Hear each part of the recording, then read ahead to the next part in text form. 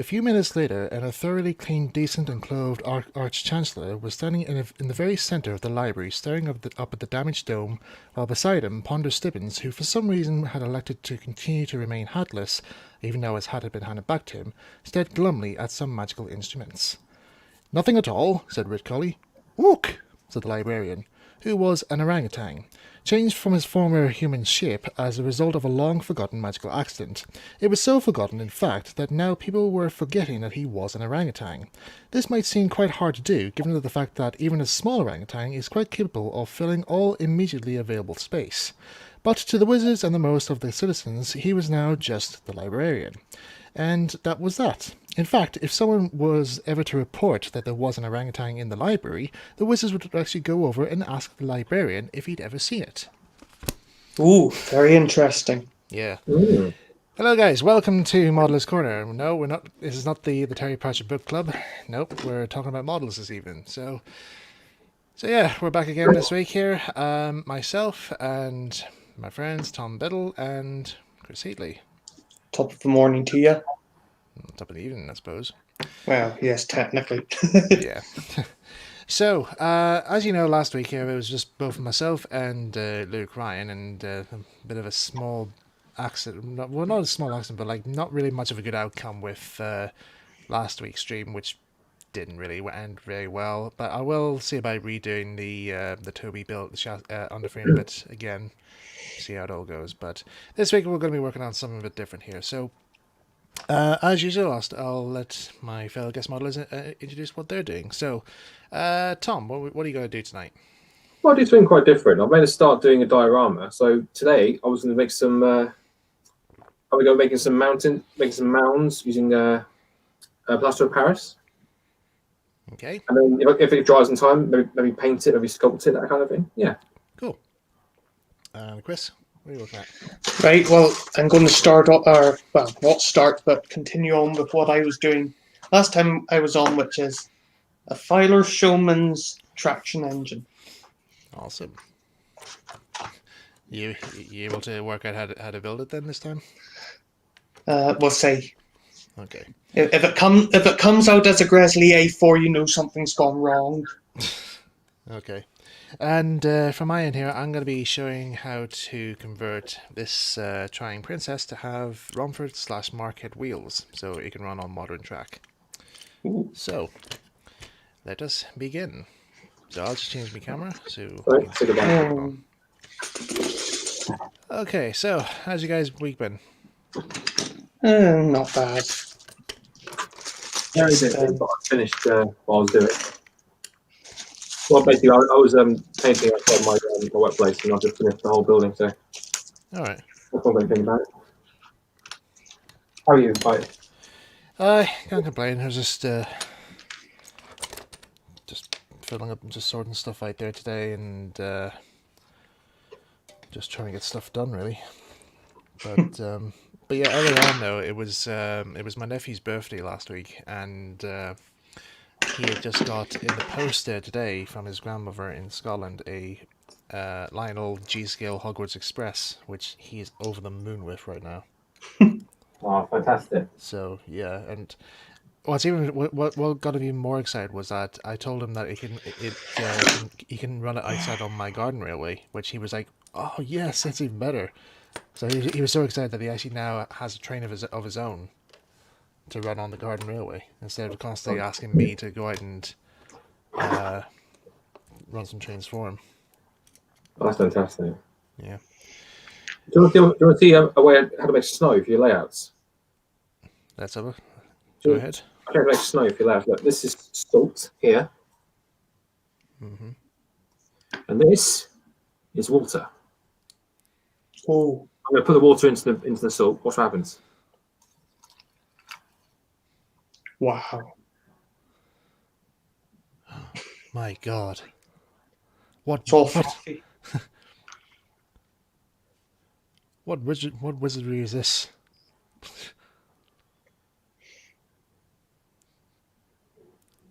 Nice. Okay. Okay. Is he to amaze ourselves now? Now turn it back. Now turn it back into salt. Well, I can dissolve it. Watch this.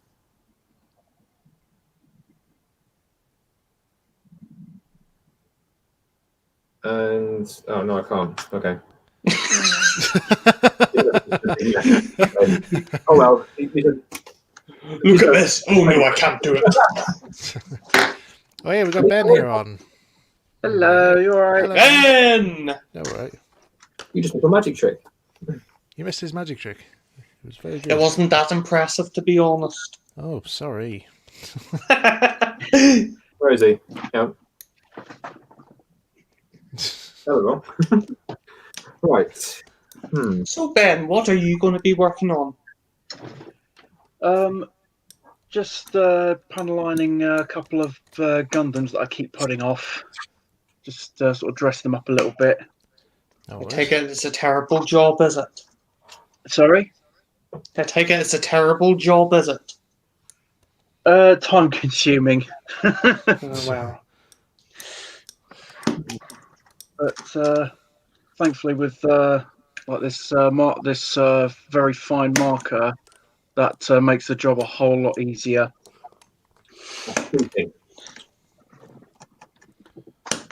Don't use pens.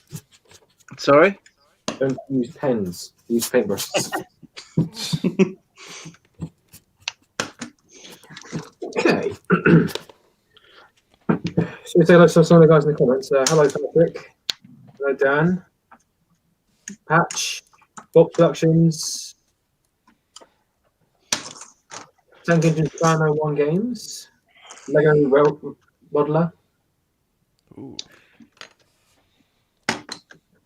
Anyone in the comments, which one should I start doing the panelining on first? Left or right? That one. That one. Well, in more simpler terms, I think go for the left one, to be honest. yeah, I think I'll go for the left one.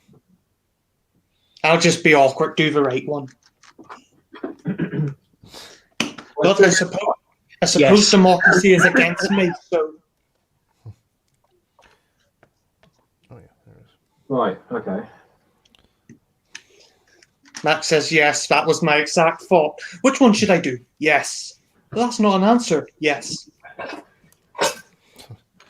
Max, you were asking. No, Max. Dan, you were asking me about if this Flying Princess will be Gordon. Yes, it will be. At a later Oh, I like it as a princess. stage. Yeah, I know, but you know me. Like, I replicate Riven Orgy's models. Gordon was originally a princess. Princess Gordon. I know that sounds pretty odd, but there you go. The Reverend must have been an odd person. No, I don't think. Well, maybe it's just. I think it's probably because there wasn't any A1 class models at the time, like available for Ray to run. Who wants to snort this with me? Oh, God. Oh god. We'll have the narcs on in a minute. Anyone's got a straw? That's going to be one hell of a party. Anyone got a paper? Anyone got the paper so I can just roll it up and just like. Okay. Shockingly, no.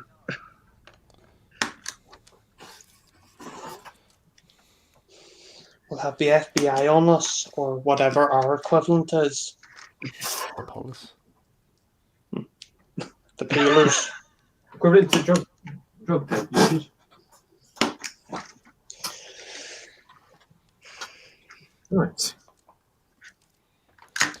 Right, I'm just taking all the mortar bits out here. No, this is gonna Take a little cut in this time. What was that? sounds like Casey Jr.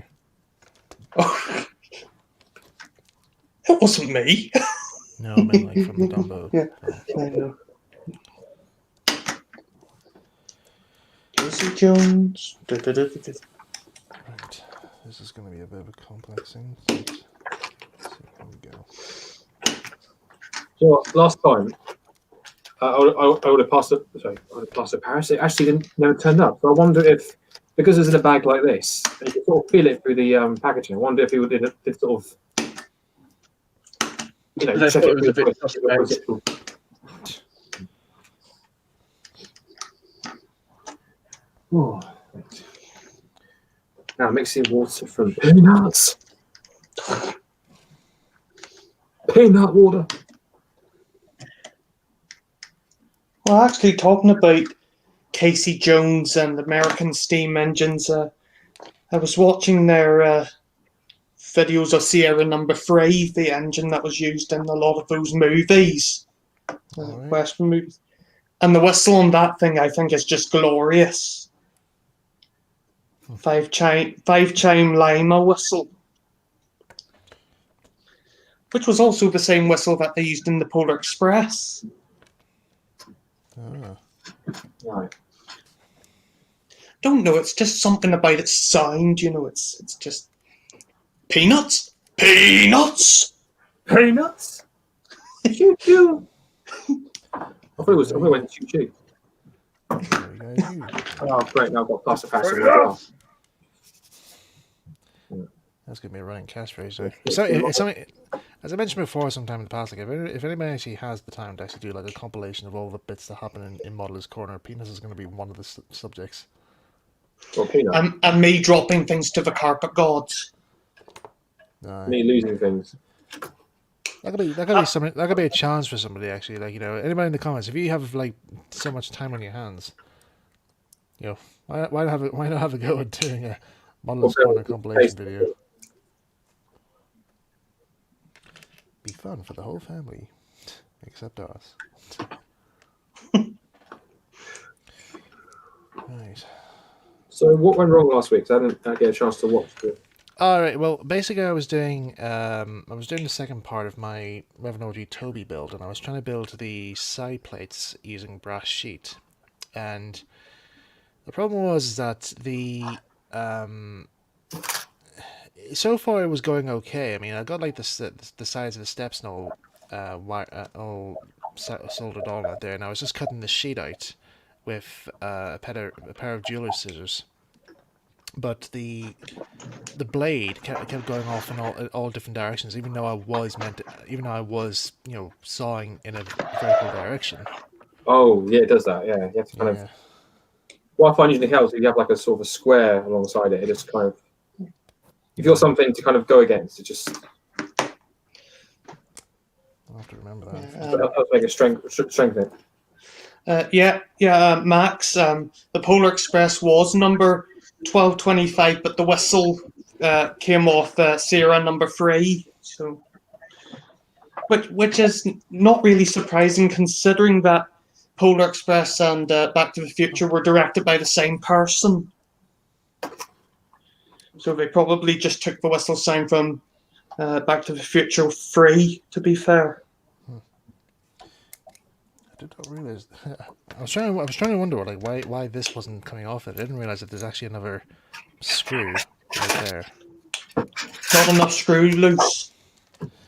Yeah. I've got plenty loose. So I can see. That's my iron. Right. I might have to maybe give this. Right, before I actually put the Romford stuff on this here, I'm going to have to probably clean all these... I might have to pretty much dismantle the whole chassis here, because this thing's just all caked in old oil and grease here, so I might just give it a wash and brake cleaner. Lucas has given a suggestion there. Michael, did you try tin snips? Do you know what? I actually was thinking, like, you know, maybe I might try that maybe for the next time here. But next time I'm in home base or wherever, I'll pick up a set of tin snips and have them ready. Only problem, I would have thought they would have been a bit big, but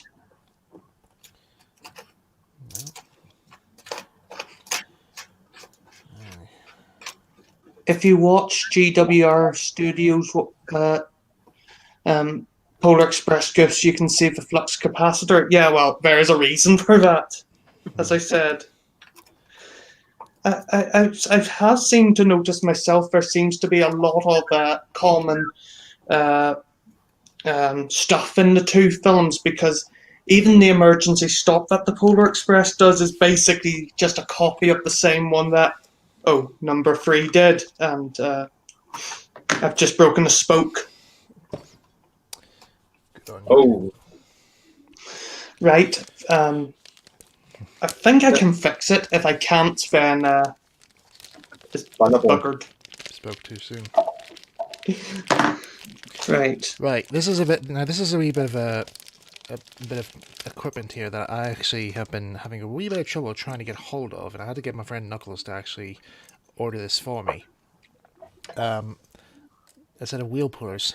Now, I had to get these from Germany,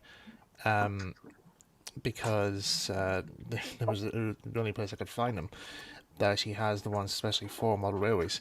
But I tried ordering these before, and tried to have them ordered to my own house, but somehow they sent it to the wrong place, and I was thinking that can't be right here. I mean, I emailed them saying, like, look, I haven't received the parcel yet. Are you guys sure you sent this? And they're like, yeah, we sent it all right there. And we're like, but I haven't got it yet. And he's like, well, it should be there. I mean, we have notifications that it is at your house. I'm like, no, it hasn't. It hasn't arrived.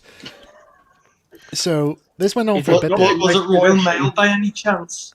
No, it was by what's that other international firm? DHL. Oh God, them. Yeah. So so I left it for a bit there because I thought, like, because I'm ordering these from Germany, it probably would take a while longer. All right, Patch. Says, Barry. I left it for a while then. I messaged him back again. It says, like, I haven't got these at all here yet. There, and they reply back saying, well, we have receipts ordered. We have receipts saying that it has been delivered. So he says, like, well, why'd you not tell us? Why'd you not tell us from the very start? I'm like, but I did tell you. And so they email me back some months later, and it says, oh, we just got the thing back with a letter saying we did not order this from. We found out it's been sent to the wrong address. Would you mind reordering it again, and we'll send it back to you? And I'm like, okay. Derp. So I tried again, and this time it didn't go through again. They sent it to the same place again. I'm like, what am I doing wrong? Oh my god! So I decided not to email them back in because they've already, like, gave off on me for, like, not telling them that I ordered this here when clearly I did. And I thought to myself, well, maybe it's because they don't send it. Maybe it's because they don't post these out to Northern Ireland. So I contacted Knuckles and I says, here, could you do me a huge favor? I says, could you order these for me? I'll give you the money if you send these to me. If you order this here and you send this to me, I just want to see if this will work. And he says, yeah, it's arrived here. I'm like, yes, okay. So finally got these things. Now, yeah. But you've got to pay for the swipe, which is really annoying. Yeah, 3 times. A lot of these companies can be weird when sending things over to Ireland and Northern Ireland. But the thing is that the company that this is from, actually, James May actually bought their wheel quartering set from them. So did you buy one of those as well? Nope. Oh. Because I use Romford stuff, and quartering them is actually a lot more easier. By the way, I fixed that spoke, so hopefully I'll survive. Yeah. If it doesn't, then... Yeah. Whoop! Right. The carpet gods have just claimed one of my wheel rings. They've claimed the spoke. No, it wasn't a spoke, it was one of the T-rings for the wheels. So you could say the carpet gods are having their tea. Yeah, well... A tea break. Yeah, I know. Right. This is quite tricky. Right. Essentially what I'm doing here is I build these mounds using polystyrene. And one way I found, so basically what I did was they were flat sheets, I cut them up and piled them on top of each other. And for that I was using like a hot wire gun, foam cutter. And I thought a way of trying to get kind of a sort of rocky mountain kind of effect, in a way to help me kind of work out how I want it to look. I sprayed some varnish over it. And what happens is when you spray varnish on polystyrene, it melts. But it makes these awesome looking like sort of rocky type of structures. Petrol and I suppose others such solvents would do the same. Oh, there's that as well. Spray paint also dissolves it. It's possibly the oil in paints, like Yeah. if it's enamel or possibly even cellulose, it would just melt. But the thing is, I did that deliberately because I knew it did that. I knew it was going to do that. I knew it was going to do it. So that's what it's. Yeah, it's helped me come up with like how I wanted the mountains to look. All I'm doing now is just applying a bit of an extra kind of partial parent and hoping it will kind of cover up some of the holes and make it a little bit more. Tom, there's a suggestion for you in the chat. Someone use one of your spare Tom's faces and embed it in the mountainside. Why do you say that? He is always watching. Well, This one. We all out. well, not Thomas, but what did James do? I suppose. Not in you. You would have put me in the mountain? No! It's all in my head. No. This has just got weird. What, talking train? Well, yes, there's that. It's too late for that. Yeah, who's heard of talking trains? Just trying to remember which side is the insulated side here. Right, okay. To be honest, if a train came up to you at a station and started talking to you, I think you'd be pretty freaked out. Okay, now I was watching this technique I saw on YouTube. So once it starts to go rock hard a little bit, I could probably try and cut into it and try and make some sort of rocky type textures. Okay. There's a good method I was taught by a fella at my model railway club, which was we try to make it like a hillside using paper mache, but instead of using PVA glue, I suggested we use PVA glue to stick the newspaper down, but this guy insisted on using wallpaper paste because he says that's the way to do it. And I thought, well, PVA glue dries quicker in a way, though. But he's like, no, wallpaper paste is the best way to do it. So we made a giant bucket load of wallpaper paste, and we just slobbered it all on this thing, and it took forever to dry. In fact, it was still wet by the time after a week we came back to check on it. And he was raging. He's like, that should have been rock hard the day after, like we applied it. And I was like, nope. So anyway. But yeah, we got it all sorted in. But for a good rock texture that we actually used, we coated the hillside with first a layer of PVA glue, then scattered sand on top, just like fine dirt sand, and then on top of that we gave it a sealing coat of gardening paints, which if you mix them up in various batches and that there, you can get them like wee small pots and that there, but it actually does bring up a really good natural stone look. By the way, have you seen Dan's comment there? Not freaked out. We're just wondering the legitimacy of the white powder Tom is using special definition talks. Well, he got it from the thing yet, so it's good quality stuff. Yeah. What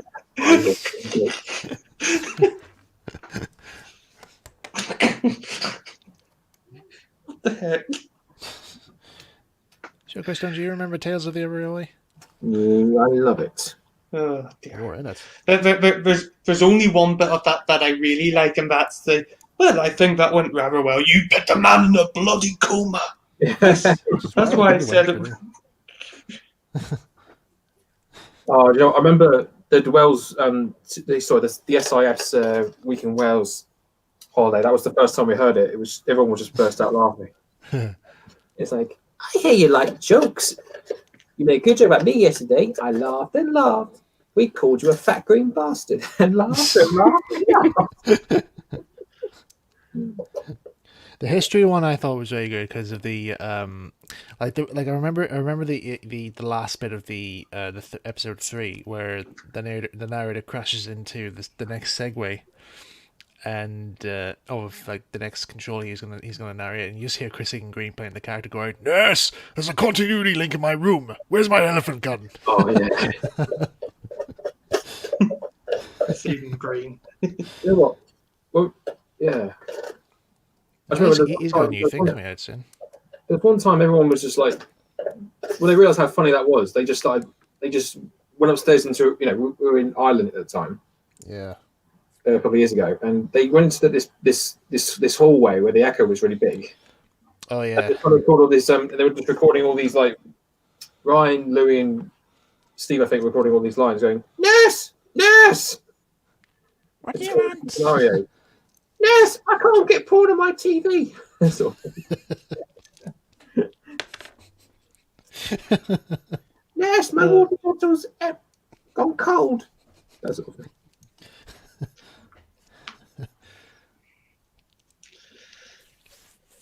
Okay, now that the clay's kind of, the plaster of Paris has gone quite hard, I can now start to sort of sculpt. I mean, that was quick. Yeah, well, it's quick. Is it any of that like that plaster of Paris that actually gets hot when it dries? Because I actually remember buying a bag of plaster of Paris, but like whilst I was waiting for it to dry, the whole thing was like red hot by the time I took it out of the mold. I was like, what the hell is this this powder? I don't know about red hot because this is the first time I'm using this stuff. Yeah, it must have been, I don't know. Must have been like one that had resin or something. Well, I mean, it's not hot to touch. Yeah. Right. Okay, so I've got something going on here. I've made a little walkway. So if I want to do some, because the point of this diorama is, I'd like to have something just to sort of display my finished models, and of course, if I decide to get more figurines made, it's got, like I said, it's got a little platform here, and here it's got like a little walkway, so it looks like people can just walk along the mountaintop, that kind of thing. Got a comment saying, would you not be better using sculpting mold instead of plaster? I'm quite with this stuff. I think I remember using sculpting mold because I think it took a while to dry though in my case, like maybe about 2 or 3 days or so. This is drying quite quick. I found with plaster of Paris, it takes like, it depends how much water you mix to it. If you make it really wet, it's gonna take you hours. It's gonna take hours to dry. But this, you put like a little bit in, and make it really thick. It dries a lot quicker. All right. Here's my issue.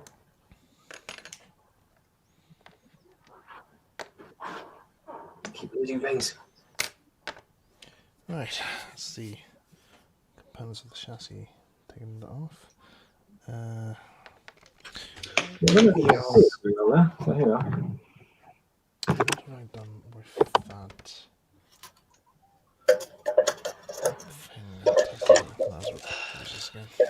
Neckers. What, you break another spoke? No, I put things together in the wrong order, so it's going to make life much more difficult for me. Oh well. Or you just think of knickers.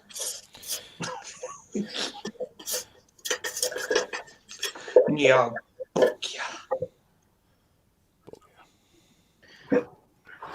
I did wonder why you blurted out knickers of all things. Well, to be honest, I'm trying to be PG. The trap For door once. First, Chris, when the time came for you, when the time of you coming of age, when you were allowed to swear, I actually remember you literally like let all hell loose by cussing so much.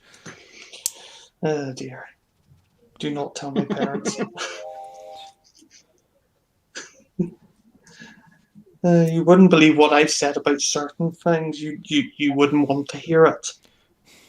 Well, these two won't, but I know what was said because I was there when you said it. Why couldn't you say something PG like, take something from the trap door and go, oh, glom it? Oh, globets. Actually, don't worry. I think I might actually be able to rescue this. Okay. Right. All I'll say is I'll probably not be finished tonight, but that's all right. Okay. Right. If you give me a Well- second, I'm just gonna get the brake cleaner here and help to put these in. What, you've got brakes to clean? So further. Think about it. When have we ever finished something on what was for? Well, I've done it once, but how is the lockdown, or how is the lockdown going in the UK again? Shame that you've gone to. Yeah, it's not brilliant, but the way it is, I'm afraid, Lucas. It's actually not too bad. It's just, I mean, we're at least allowed to go out of our houses this time, but Yeah, not as severe as the first one, thankfully. Yeah, it's just about. I mean, it's not as bad as the last one.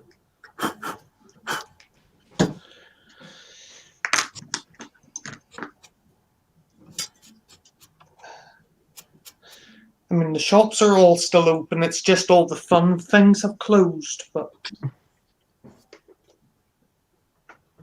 all the railways and all that. But Yeah, again. I suppose it is a necessary evil, though. But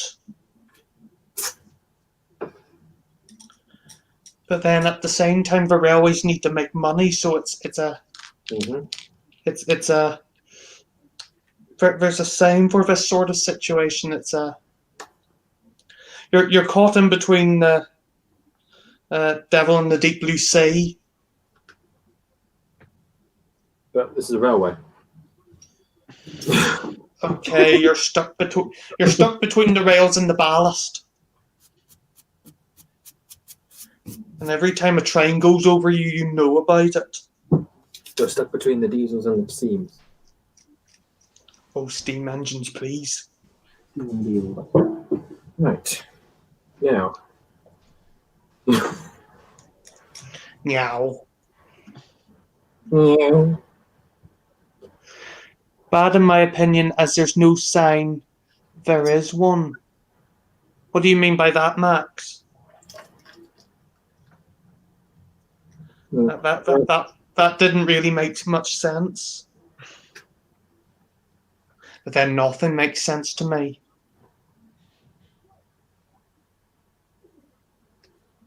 Right.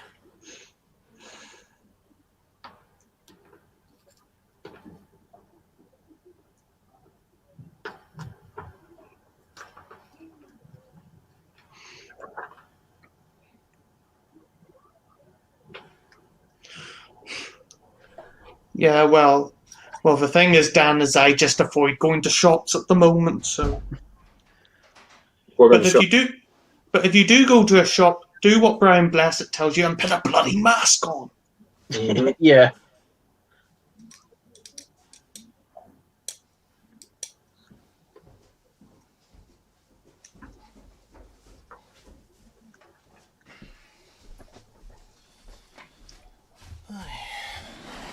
All right, fair enough, Max.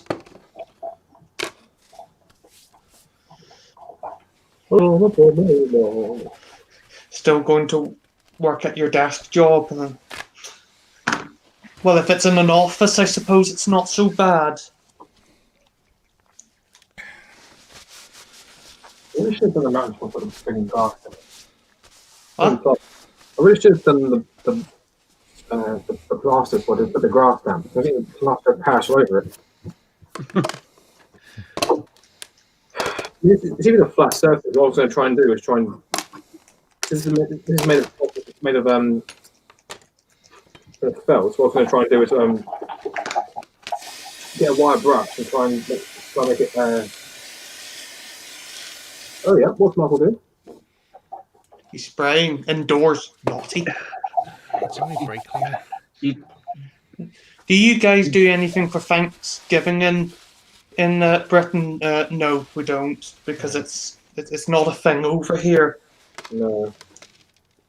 Unfortunately, I would like to have two roast dinners, but I suppose the only reason why anyone would want it here is to eat turkey, but we can do that at Christmas anyway. We can do it whenever. Wow. Why wait? You can't eat the turkey now, don't worry, we're just practicing for Christmas. just practicing for cooking. Sharing a room with 9 hours with other people spreads virus, and yeah, but I think in the shop it could be a lot worse. Oh yes, Ben works in a shop. God help him. I work in Well, a shop. thankfully, working night shift means that much more limited contact. I work outside most of the time, so that's pretty. You're not doing like night shift this week today, are you? Sorry? No, yeah, finished a shift this morning. Oh jeez. Well, are you only just up? Pretty much, yeah. Woke up around 6. Jeez, mate, you don't have to come on the stream if you only just woken up, like. That's all right. You wanted to. There's dedication for you.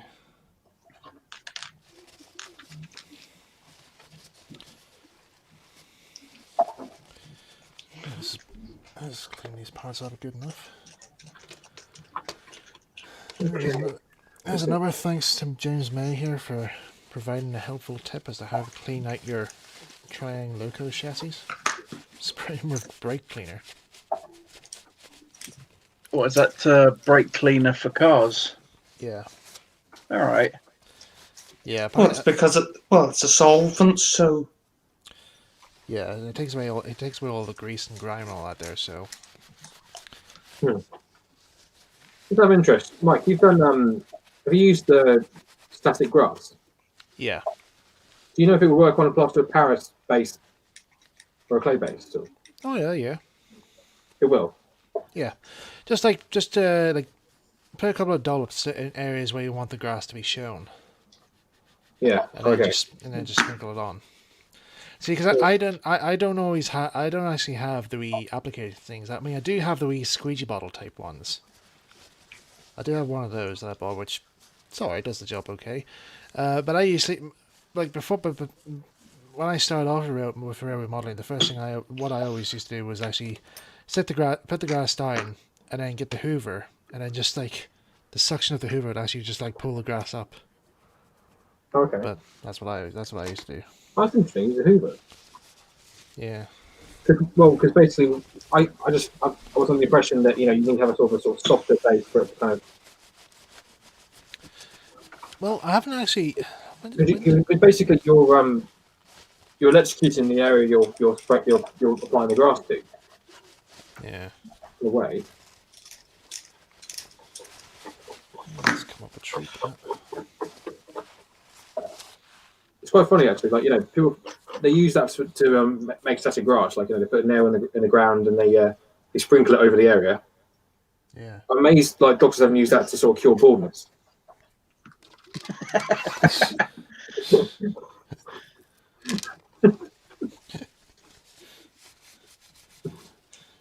You might have to explain that one to Chris. I'm too busy working here. Don't worry. Okay. Oh, are you bald? No. Do you really want me to answer that? No. Well, if you're bored, why did you come onto the stream then? Because I was even more bored beforehand. That's gratitude. But yeah, anyway, let's clean up all the grime off that there. See, look at that, all nice and shiny. Look at the shiny. Look at the shiny. Frankie Boyle, get out. Get out! Get out!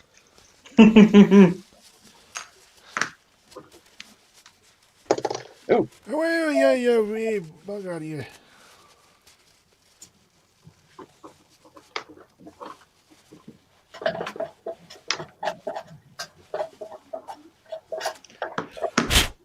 Boy, I'm a bold git.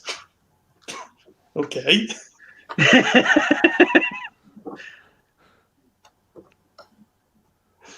Think we need a little bit of context there. I didn't even mention anything about boldness. We're talking That's, about we're talking about baldness. yeah, that's why I asked for a bit of context, because I don't know where that came from. We were talking about it just now. I asked you if you were, and you said no. Okay. No, bald, not bored. Oh, don't worry. I'm talking about something different. Don't worry. Oh, yeah. I asked if you were bald. No, he just likes to cut his hair short. Which is actually a really silly thing to ask. I'm sorry. Well, considering you were bald. I did actually. Yeah. You. Why? That's good.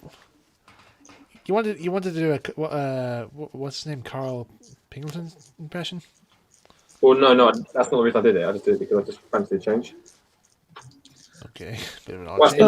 no. Because no, I'm joking. What happened was my hairdresser cut a big chunk of my hair off. My barber cut a big chunk of my hair off. Well, he's to blame then.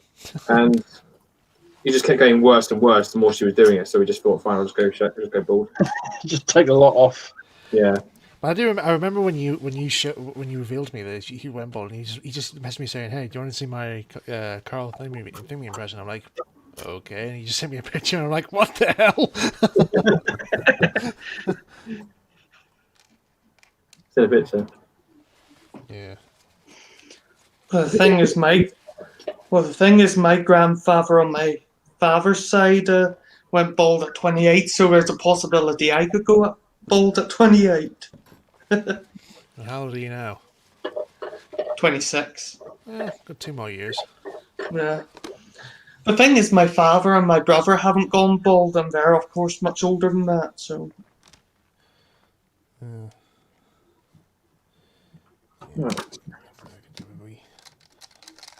And in answer to your question, plaster of Paris, this stuff is actually, I can tell, it's gone rock hard on this side.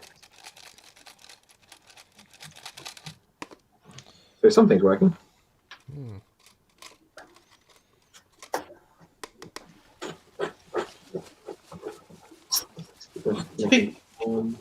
To be quite honest, I don't think I would really mind going bald. It's just one of those things you'd accept. You'd be spending less money on shampoo, more on hats, but yeah. Well then, let's be fair. Like, you know, the positive side of baldness is that. Oh, yeah. The chicks dig it. Well, it's that, but also is that it makes wearing wigs for a cosplay even much easier. Well, Yeah, look at Matt Lucas. Scarlowy fan started going bald at 18. Oh. Well, you see, sometimes it's just a genetic thing. Well, my brother's he is epileptic, and his medication made his hair fall out. So Thing is, I almost wear a hat all the time anyway, so I'd be happy enough. What was it Winsor Davis once said? He was making fun of one when in It Ain't Half Hot Mom. He was making fun of one of his troops who was bald, and he says, like, you know, call it's gonna call an early rain detector. That's a good idea. That's a good idea. Well, I suppose it is true.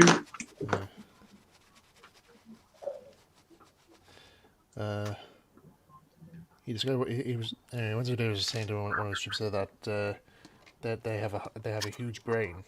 That it's grown so big that it's pushed all your hair out. That would have been Gunnar Graham, would it? Yeah. There's a lorry dog got a Graham. Him, let me take the line. I got a Graham.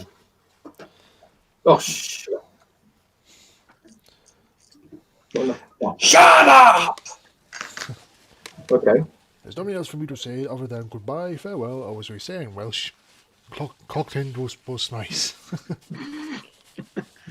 No idea what that means, but I think I mentioned before. Like, I think Chris Ignori messaged me some time ago asking me, like, he was no, it wasn't messaging me, but he wanted somebody to know. He wanted somebody to translate that what it meant because he thought that'd be a good send off message for Windsor Davis when he died. And I tried to translate it there, and what it came out as, I got very close to translating it there, but what I saw as to what it read, I thought to myself, oh, I don't think this is a good idea. I messaged him. I says, mate, I don't think using this phrase is a good way. And he's like, what do you mean? I says, like, well, it's close to, as far as I can make out, it's close to actually saying farewell, assholes. I think that's how it said. I don't know. I don't know Welsh, but if somebody does, please let me know if I'm close. Winnie the Pooh! Yeah, that's mine, Sergeant Major. You You filthy filthy little.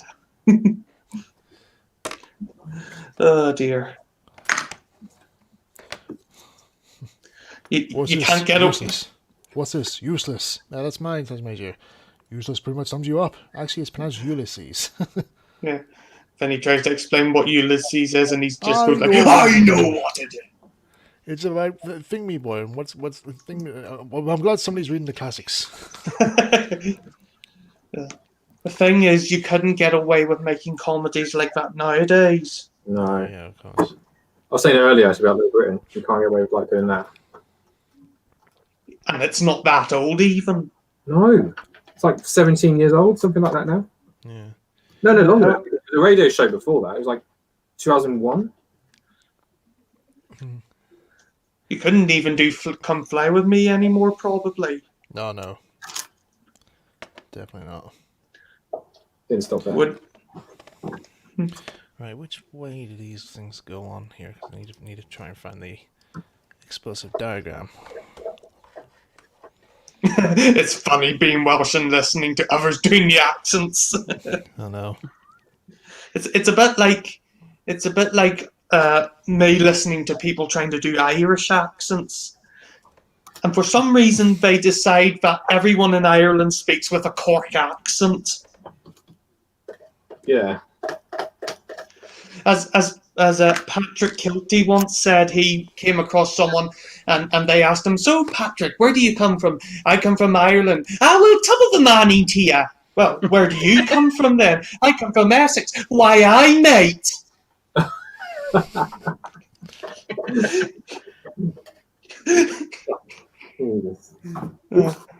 On the Bus is a classic British comedy. It was all right.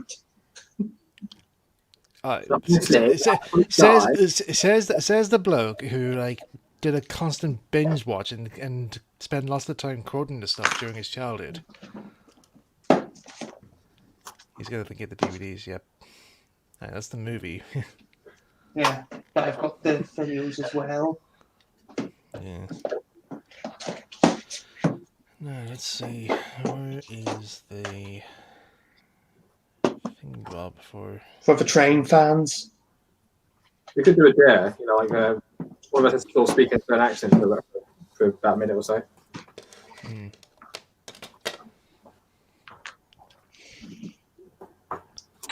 Or as a leprechaun.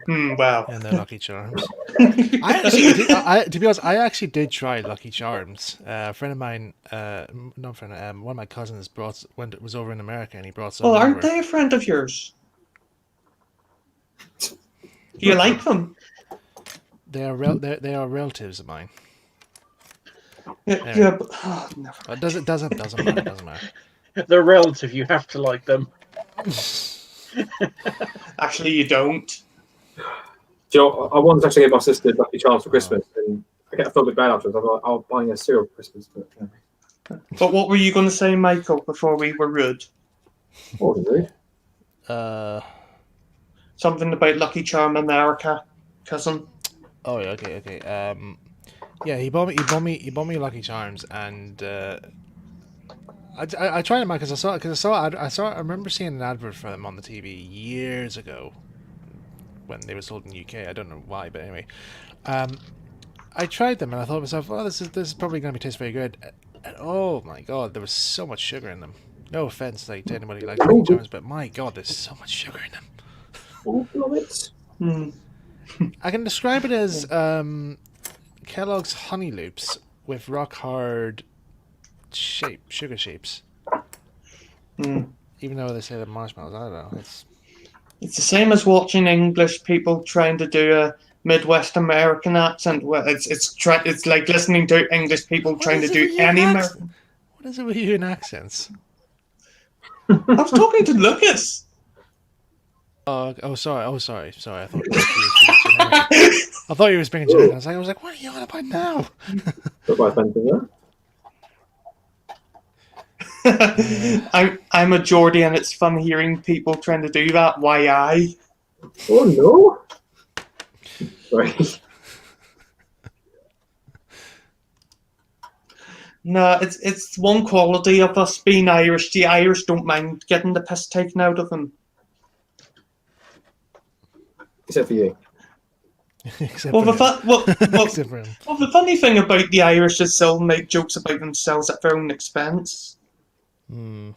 I mean, if you ever watched Dave Allen, you'd know. Well, yeah, that's true.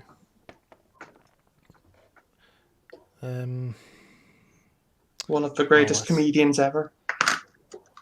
Well, yeah. One of. I didn't say that. Right. Okay. Dermot Morgan was good as well. Oh yeah, he died shortly after filming the last episode of Father Ted, didn't he? Yeah, well, what happened was that they finished it, and then they did the rap party, and he was there, and Ardle actually noticed he didn't look very well, and the next day they heard that he had passed away, heart attack. Yeah. Sad, really. It is really sad. He was only 45 or something at the time as well, you know. Hmm. I think one of the last things he did, didn't he do a cartoon or something? Yeah, he was. Was it our first Snow of Winter or something? Yeah. He played some shrew type character. A vole, I think it was. Yeah. That's a bit rock. That's rock hard. Can't use that. He also played a character called Father Cleary or something like that. Right. He was actually very much into making fun of politicians and all. And why wouldn't you? No one does that. They're like, ooh. I remember one day at work, I was listening on the radio, and it said Jeremy Clarkson is in trouble for insulting Gordon Brown by calling him one-eyed Scottish idiot. At the end of the day, at the end of my shift, this is like about 8 o'clock in the morning. By about 5 o'clock, I hear the radio again. Jeremy Clarkson has apologised to Gordon Brown for calling him one-eyed Scottish idiot. Oh dear. Why do you think?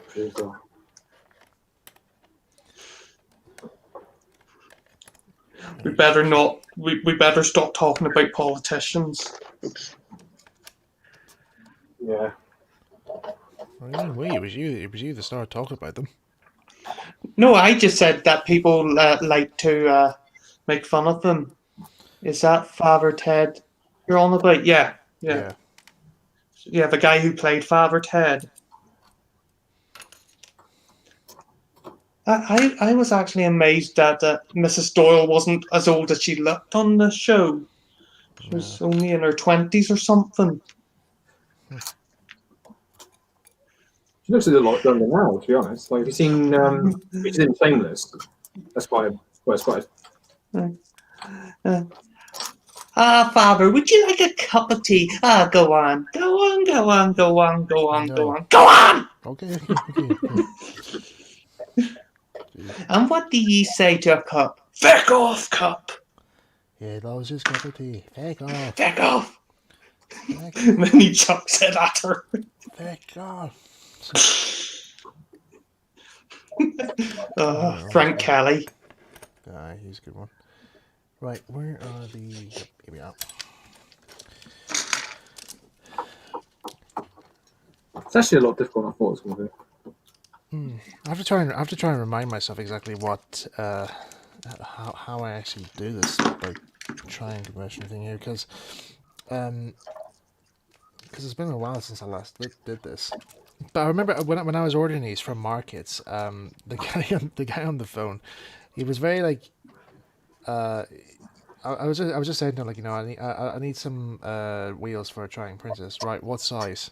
Like, what? This is a Trying Princess. Like, it's this guy. He says, but either what size are the wheels? Is it 22 or so forth, or 26 or so forth? I don't know. And he's saying, like, and he says, like, how many spokes? I'm like, really? I'm like, what? I was like, you really want all these details? Yeah. I have to make sure you get the right ones. Like, no, okay. So I had to quickly grab the model from a workshop out there and just grab a small ruler and just try and roughly measure up the wheels.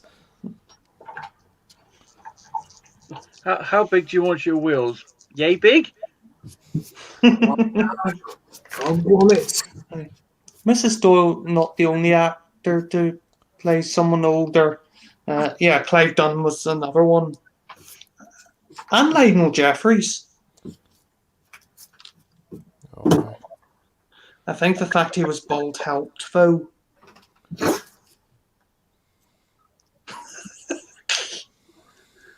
was probably a very mean thing to say, but... Yeah. I thought we were past that stage. We get more complaints now.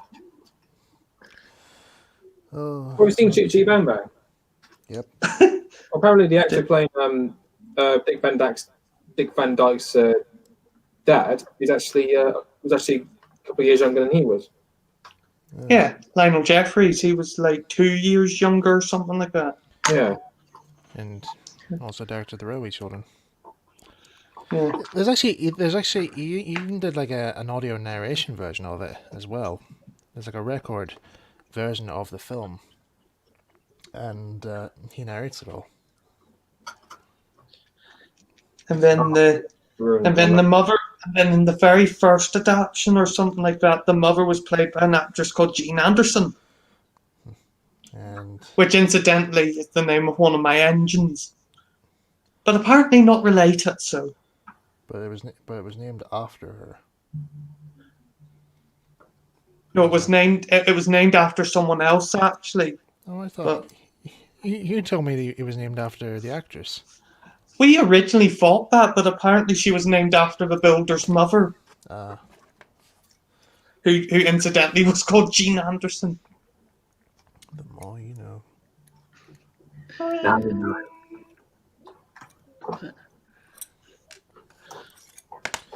Sure, it wouldn't be the first time that people shared names with celebrities. Funny enough, there's a funny story that Daniel Long But- at Towers Rescue once told me. He's saying, like, when I was revealed to be working for Thompson Friends, Daniel looked up my name to see, like, you know, who is this guy, and he says the only known Michael White author died some time ago, and I was like, hang on, a third person's writing Thomas. Well, funnily enough, there was someone involved with the Tallaglin Railway called David Mitchell. Well, But thankfully, he didn't make cheesy jokes. well, the president of my train club is his name is Les Dawson. All right, That's not, and I'm not joking. It's actually Les Dawson. cool. And I've played myself, so No idea where that came in. it's Jean Anderson all the way down. Yeah. Oops. Or Jeannie, as I sometimes call her.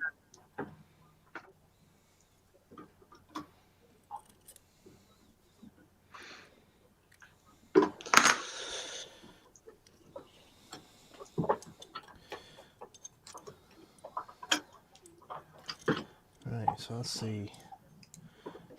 Drive wheel now put in.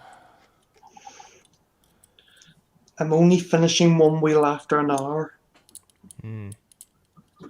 As I say, I don't think I'll get it finished tonight, but The other thing I'm worried about with my project is this might look not quite to scale.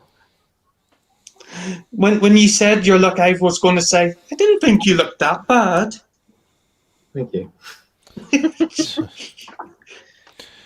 70s version of the Railway Children to me is the best one. Agreed. Yeah. People But say the eldest daughter from the 70s version played the mama in the early 2000s version. Yeah. Actually, she's involved with the Railway Children more times than you think. Cause, oh yeah, she was in the very first one.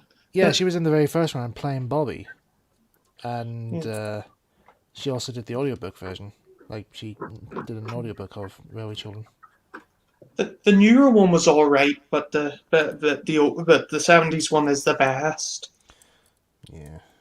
I don't know what it is. I think it's just something about the 70s one. It's Bernard Cribbins. That's basically what. Well, yeah. It's him. But the funny is, And it's got a pannier tank, and an N2, which also featured the pannier tank featured in Last of the Summer Wine. but in a different color. Yeah, it was in the episode. It was in the episode "Full Steam Behind," where they actually go to the railway, and they actually.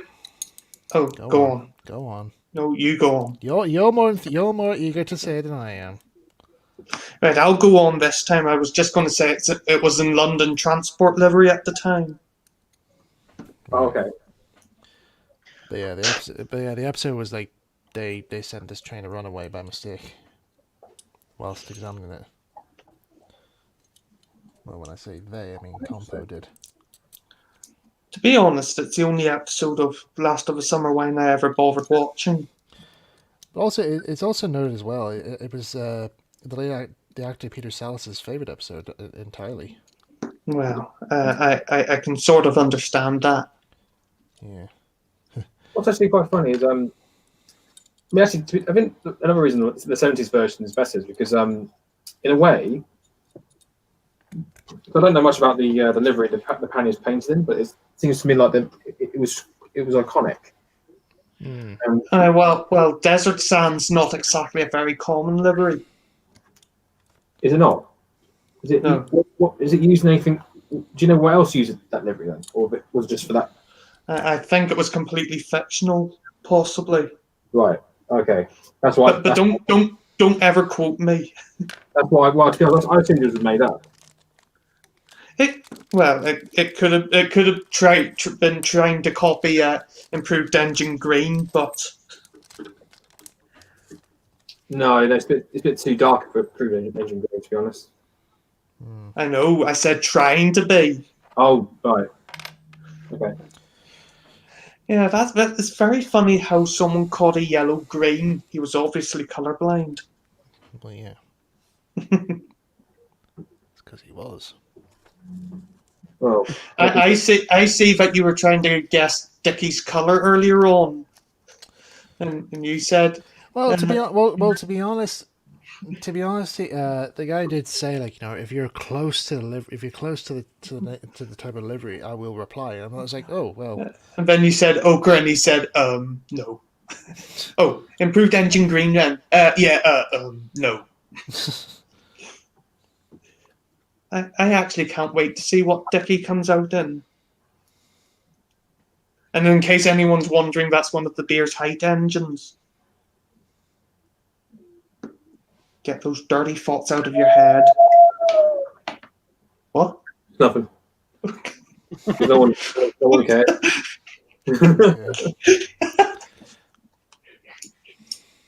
You come to Modeller's Corner where we get strange signs. Yeah, I'm actually doing something quite interesting here. I'm making some little mountains with the dry plaster. Do you know what? Dan says that the Desert Sand livery was fictional, which is what I thought. Yeah, fair enough. What was it? I might have mentioned this at some point in an earlier stream there, but I had this weird idea for some crime story about drug dealers trying to like hide their stash, but like having one of them being a model railway enthusiast, what would be the best way to hide the drugs on their layout? I think that might actually be happening. Yeah, that's what I was just saying. Like, you know, like, if you're Yeah. if the fellow was like a railway like a model railway enthusiast, like, and they're looking for like, oh, where's the heroin and all that there stuff, like, you know, it's actually like built in as blended into the scenery, so you wouldn't really know it's there. Oh god. Okay. For some reason, that just reminded me of Sherlock Holmes. Could just make a winter layout. Tom, the only live streamer to get plastered and still walks to it.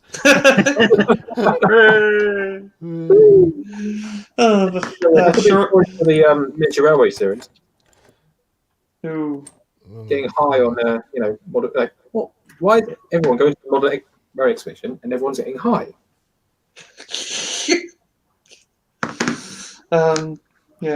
Yeah, but Sherlock Holmes, yes, they do a thing where they're in Europe or something, and yet the engines at the engine shed are clearly Great Western. Hang on, Tom. Which Miniature Railway Adventures story did you say that was from? Well, no, I just made that up for you. No, I think he says we could make it into a story. Oh, right, Yeah. sorry. I was trying to think to myself, did we write anything like that? I've written some weird stuff, but I've never written one like that either. You will now. It's been established. It's been Please. here, folks. Right, I need to look at my E2 Thomas already. Why did I do this? Oh, yes, look at it. It's been a while like since I last did this stuff here. I need to remember how many of these fiber washes I had to put on which side. Right. I can't believe it's taken an hour to do this. Well, here we go. Both sides. Well, it's taken me an hour to do one wheel, so There you go. There's Still got some areas to work on. my Thomas there for you guys to get all excited about. boo. My body double. Yeah.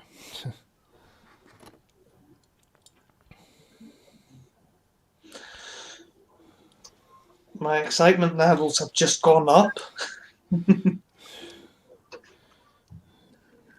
I'm just like the miserable old git who just sits in the corner, and even when something exciting happens, I just go like, it's all right. Oh no! Yeah. You're pretty much the guy who just brings down everyone when something really positive happens. You're like, but this still happened. So say like if Tom just suddenly just announced he won the lottery, Chris would then just suddenly just say like, you know, yeah, but now There'll be taxes on it. well, yeah, okay. Right, I've just made a big mess. I put snow over my diorama. So. Tom, I think it was a mess before you even started. You can make that into a dirt track. Tom, No. make that into a dirt track. Because you gotta put a platform there anyway, aren't you? No, it's going to go here. Yeah, I know, but that can that be like a wee... This is supposed to be open grass. I was gonna say you can just make that into a dirt track and work your way up to a crossing. No! Well, why are you brushing it everywhere then? Like, Oh, why don't you just get the Hoover? He's trying to use the same technique that Leonardo da Vinci used when painting the Mona Lisa. Well, just spread it everywhere. Yeah. Or Van Gogh when he painted his paintings. Her critter shot himself and cut one of his ears off. yeah. But Tom still has both ears, so he's not. Tom, cut one of your ears off. Whose stream is this here? You're not the one in charge. Yeah, I don't think Tom's quite gotten to that stage yet. Yeah, you can't tell me to cut my ear off. I'll do it what Michael tells me to. I'll do what I wanna. Michael, make him do something crazy now. Well, tell me to cut my ear off. No. No. He says he'll do whatever you tell him. Yeah, but Yeah, I don't think Michael really wants people to mutilate themselves on the stream. Modeller's Give it time. Modeller's Corner is meant to be something to help people during a tough time. And how have we helped? Well, you're trying to get Tom to cut his ear off. It's right. I don't want to hear it. I don't want to listen to you anyway. So that might be weird. Yeah. No, that actually reminds me of a Bob Ross joke, because he had a guest on painting once, and he was doing a portrait, and Bob was saying there was one painter who had trouble doing ears, so he cut his ear off, and so he didn't have to do it.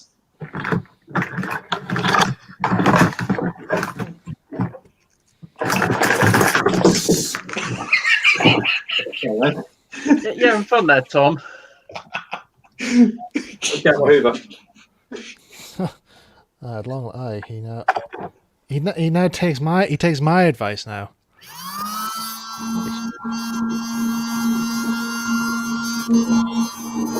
No, it's made no difference. That's because you've. That's because you It's spread not it. working! That's because you blended the whole thing into the grass. You numped.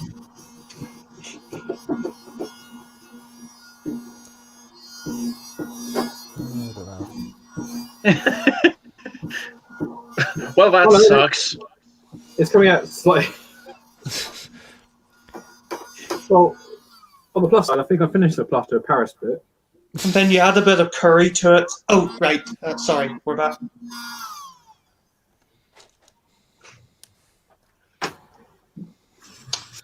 Put it in the bin.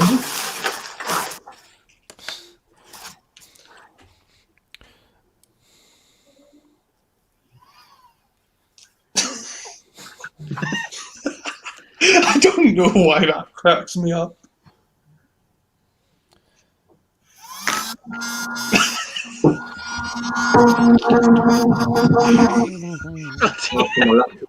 And that was the sad story of my youth.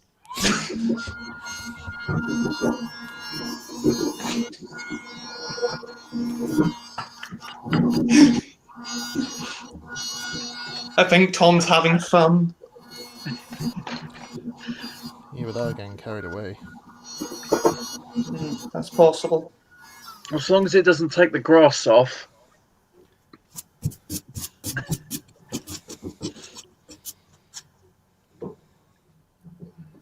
Right.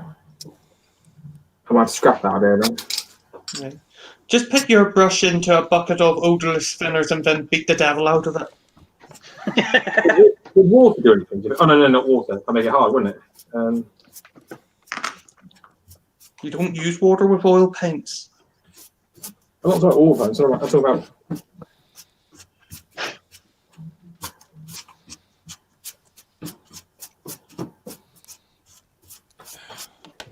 Right, well, that's it. Everything's finished.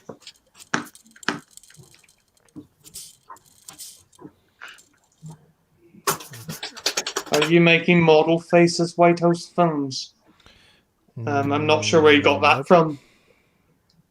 Is there any chance I can just pull the camera for a minute? Sure. Just to kind of, so people can kind of have a look nice. to see what. That's So, good. So most of that was done using a scalpel. No, not scalpel. Scalpel and a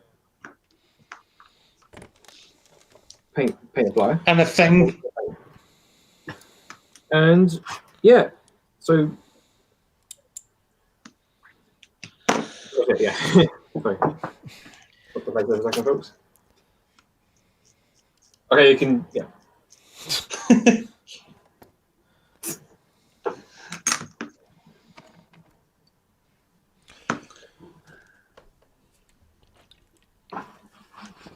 So is anyone having fun? So far, yeah. Oh, hang on. I'm having a horrible time. Oh well. But I suppose you don't care.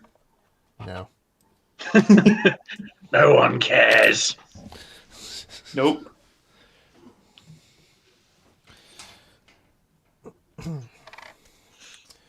Right, so If anyone actually cared about me, I would know that something was wrong with the world.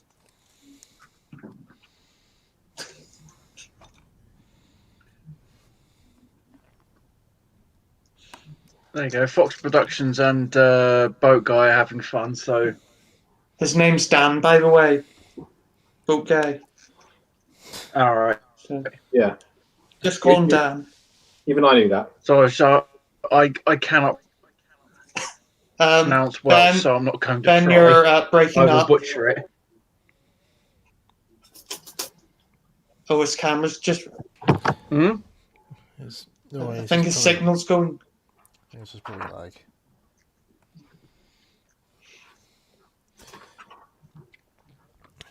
Yeah. Is it all right now? Yeah, it's all good, mate. It just started stuttering for some Oh, reason. there we Yeah. Hmm.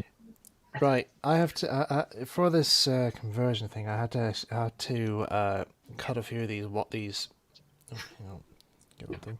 These wee washers that I bought from Pico. I had to nip a bit of them off in order to get around the axle, and I was kind of disappointed at first though, because I actually wanted to keep just keep it all whole instead. But a few days ago, I actually found out that this is actually often done by various modelers in order to get these things to fit.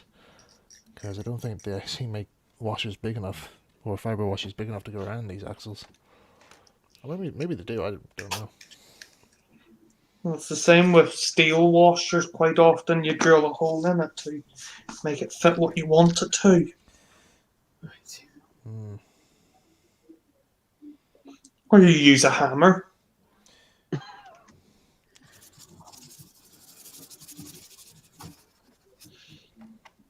By the way, did you ever buy that book, Ben? Every Toe's a Hammer. I haven't yet. No. Might stick it on the Christmas list. I get someone else to buy it for you. Actually, what is on everybody's Christmas list, actually? Happiness. Maybe more stuff to do with traction engines. My brother to come for Christmas.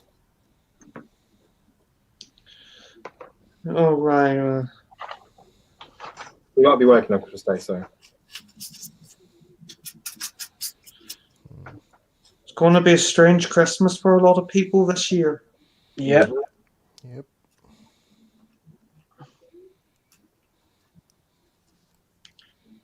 Right, so.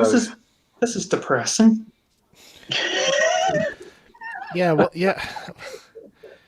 Well, try and talk positive stuff, Chris.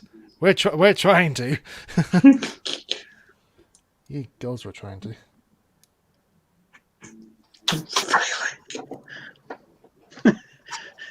Dan, the boat guy. The people guy.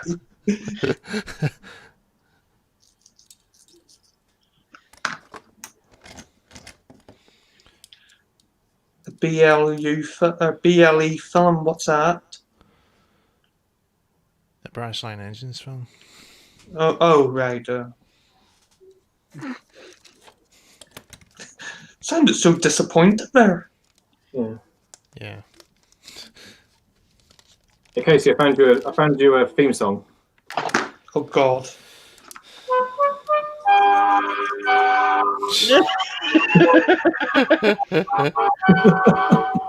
Actually, I'm not gonna lie. He actually there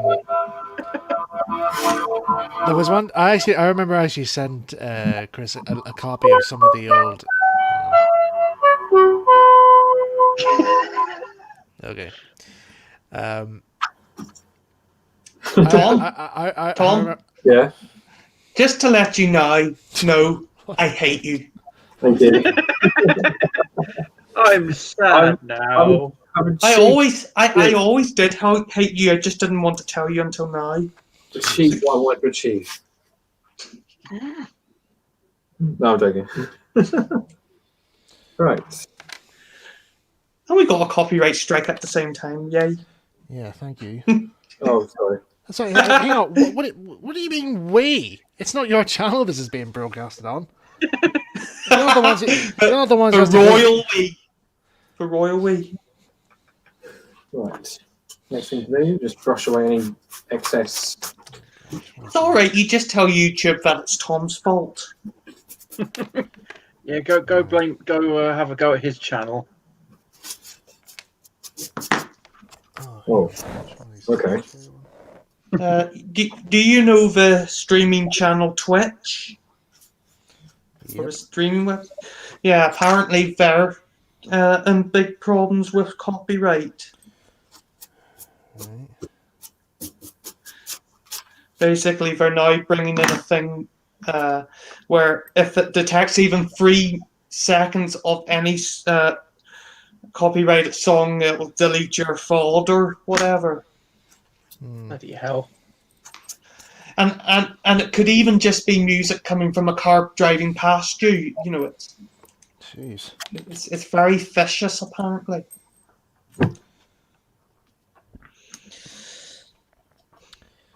Right, I'm having trouble to see which one is actually the insulated ones. Which one are they?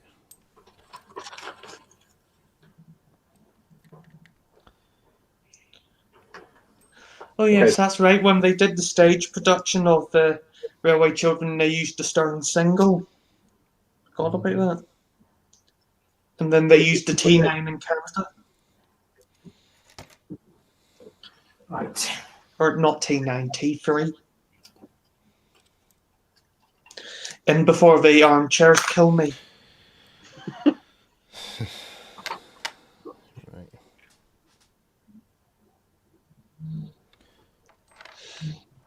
Sorry, I'm trying to figure out which one of these is the insulated ones here because there's not really much difference really. I can't really.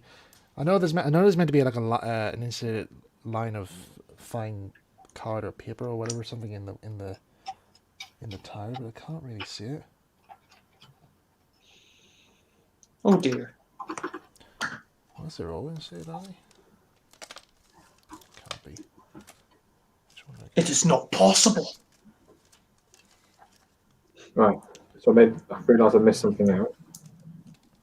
So if I can fix it. let's see. I mean, a lot of this is going to be covered in ballast anyway, so the ground's not going to matter too much. Just try and guess.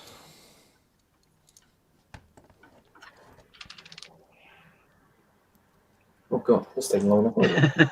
This is where Michael gets distracted too much and puts the original wheels back on.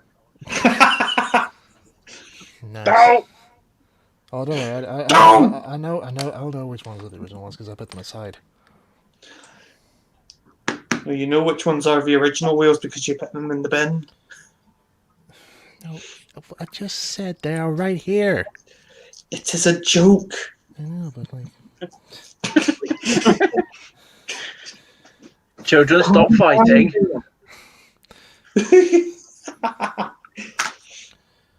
Oh, why did I say yes to bring you back? He Because just you wouldn't love leave me. you alone. Yeah, because he wouldn't stop. Because he wouldn't stop messaging saying, "Please, I want to be on the stream now." I'm like, "Ah." You over-exaggerate. Don't worry. Well, when you asked me last week, saying like, oh, what are you doing this week? I says, oh, it's just a solo stream. He's like, you just were saying, oh, well, you're good, that's fine. I wasn't in the mood to come on anyway. I'm like, I actually You wasn't. want to come on anyway. I'm like, okay, thanks. Actually, to be honest, I wasn't up to it anyway. I was just making sure you didn't want me. No. Well, Although, to be fair, you don't want me anyway, so... yeah. Well, it's just. You see, the reason why he brings me on is because if he didn't, you wouldn't have anyone to take the piss out of. No. No, it's You came on. I brought you on because you asked me to bring you up to put you on. That's how it started off. And you agreed. Reluctantly. Well, that was because I didn't know what was going to be. It's fine, don't worry. Oh, Oh, I don't know. This is gonna cost me a meltdown at a later stage. Right. Sure, we've had some good moments.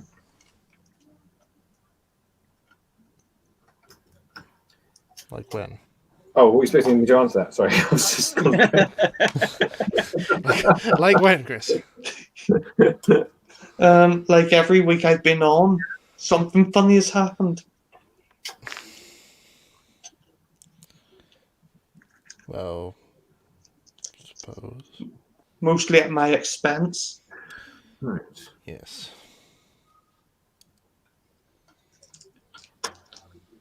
Sure, you enjoy it. Don't pretend you don't. Okay, so here we go. Oh, you gotta be kidding me. What I'm hoping with What? this is, Oh, that bugger. what we done? That bugger of a Blas- salesman. Blasphemy. No, it's safe to say that. No. It's safe to say bugger. Oh, come on. What's happened, Mike? Right. I think he's been ripped off. Is your name Mike? I could legally change it. Right, well, let me speak. Okay, what's up, Chris? Anyway, right, so this guy at markets, he sold me wheels to fit a Triang Princess, and they don't. Look how tight they are. Look how tight the spacing is. That's not possible. Wow. No, That is not right. that No. ain't gonna work. I was like, how did he? Oh, for God's sake, they're not even the right size. He predicted the size of the wheels without even properly seeing them. And you think if people buying markets, I mean, I don't know how long markets been around, but they were Crying out loud. people were basically improving the princess's chassis in years ago using their wheels. You think they would know that the space between was too big? Oh, I don't believe this. Not again. I don't want to go for another week of Modeller's Corner and I have nothing to do. I pretty much wasted the whole time. Oh yeah, I mean you've learned something. That's the thing about modelling. You've learned something. Yeah. The markets are idiots. Maybe you should have given them better measures. Well, I told him.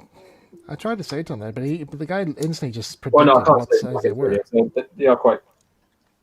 I mean, there's one time I bought some wheels for my E2 years and years ago.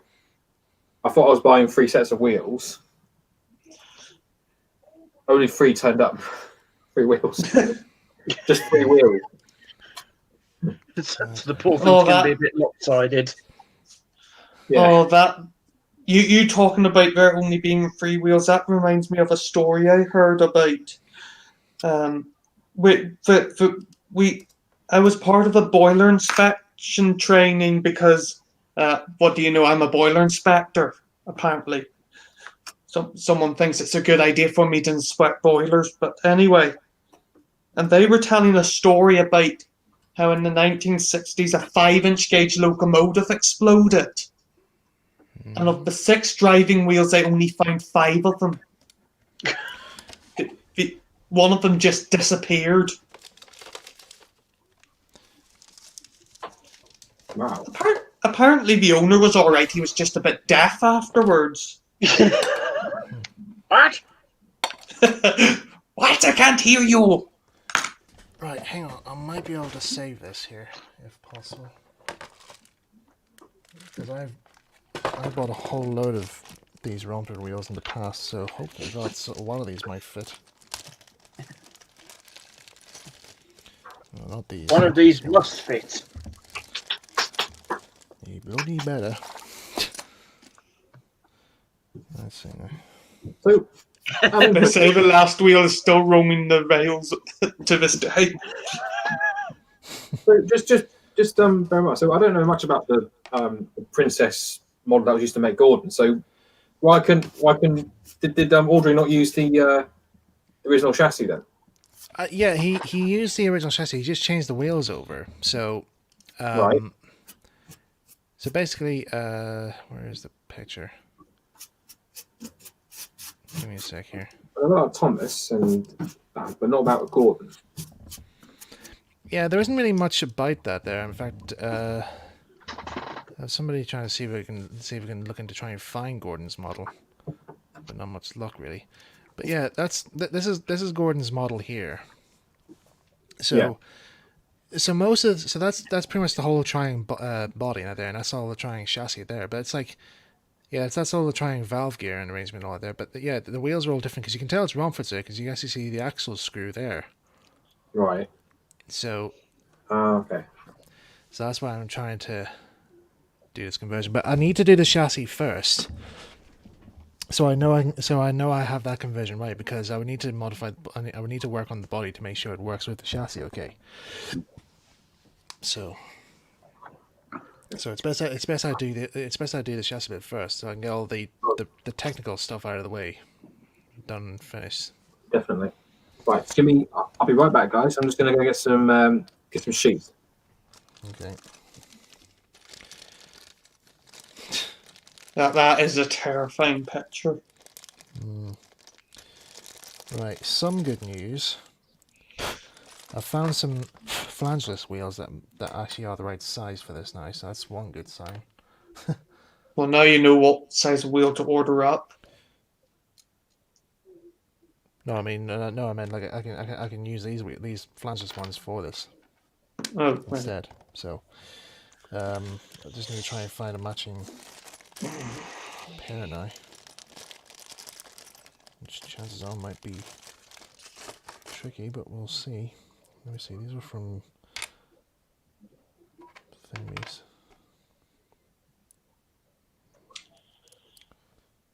No. Oh.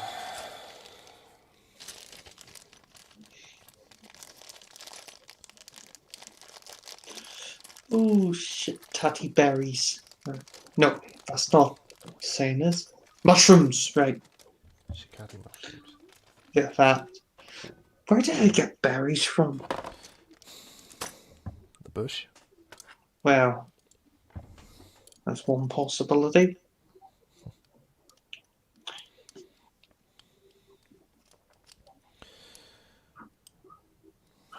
Well, I suppose I could probably try and see if I can see if this will work. The motor and all works accordingly. Just do a bit of servicing on it.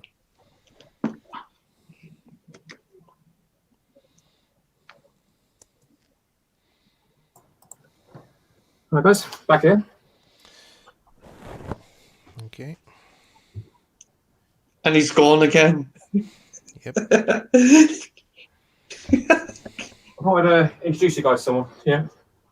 Oh, Hey, it's a putty cat. This is Charlie. Charles. What's his safety warning to give out? Yeah. Charlie says always make sure you send the right measurements for your Romford wheels. And if I brought Izzy or Mitzi in, he'd probably go mad. Right, good night now.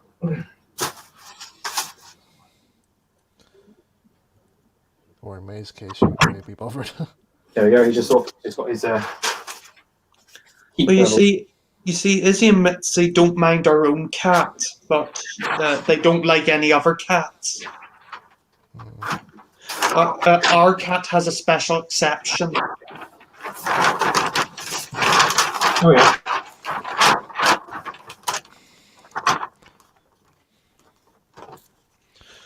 I suppose it's the same with a lot of dogs.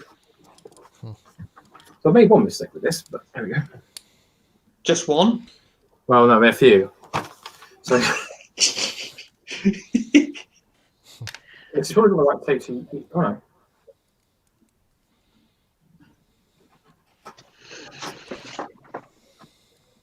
Where's Benjamin?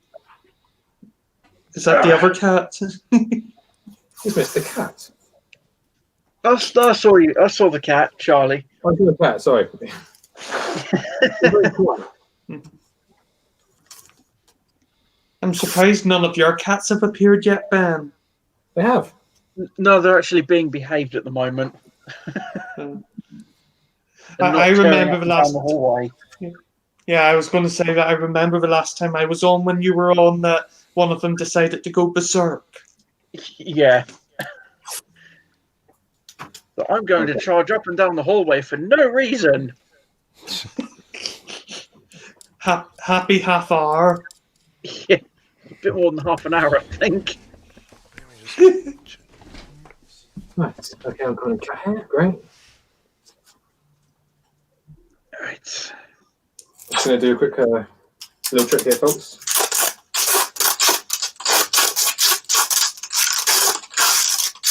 Why is he taping up his hand? You'll see. If you're a cat owner, you know why. Oh. Ah. Ow, cat fur. Our cat leaves fur everywhere when she goes to her winter coat. Ouch. Ouch. Oh, grommets. You see, that's the good thing. That's the good thing about Yorkshire Terriers, because they don't have fur, they've got hair, so they don't do that.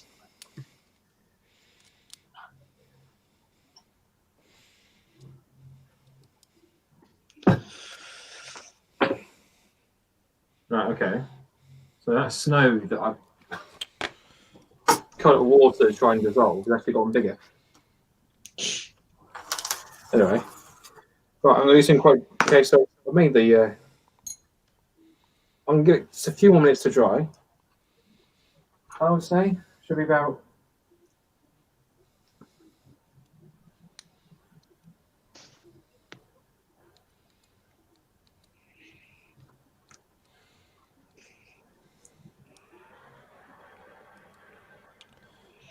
Right, that's not. Doesn't say it how long. So just take a few minutes. Alright. A bit damp in some places, so I'll get a bit some time to dry off. In the meantime, I'm going to go and do something over there. I thought if you wet it white powder, it wouldn't dry again. Lol. Are there any characters you would build for your Ravenogi layers that the Ravenogi you never built? I don't know really. I could try. I could see what I could have a think about it and see.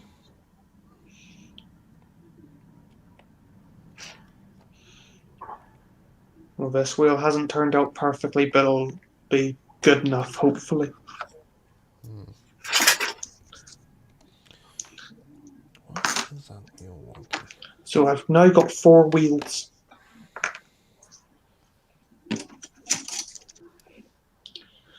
Right, what do the instructions say? So what do you have to do? Just make these wheels individually, or?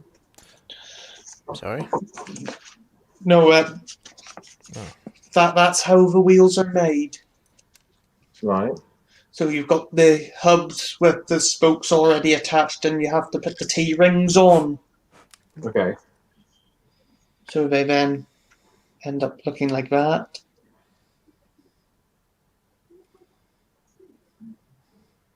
Oh, I see. Sort of. Well, actually, the engine that this is based on was actually used in a film, so Okay. called the Iron Maiden. Okay. This is just a disclaimer. Don't ever spray paint in your bedroom. I'm just doing it because. Don't ever Sure, spray bear that paint in in your mind. bedroom, even though I'm doing it. In fact, tell you what, Do I'm it. gonna do this when you guys are not looking. Do as I say, not as I do.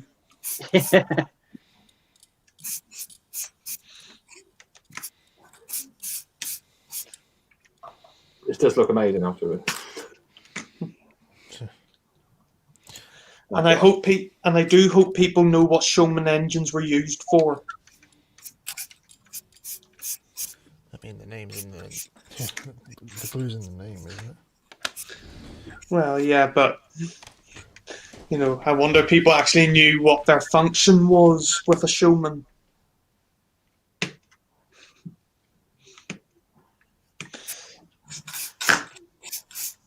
If they don't, I shall explain.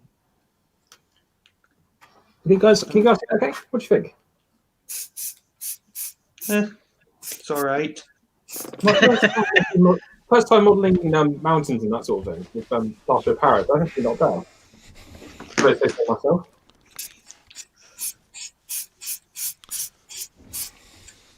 If only making mountains in real life was as easy. Mm-hmm.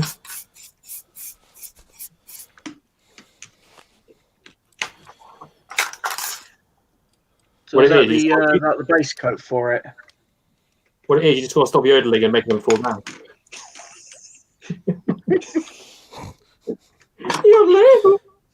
Sure, that was Dracula. sure.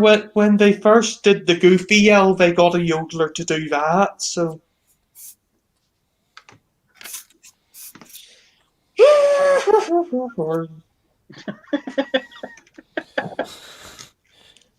Is he pissed?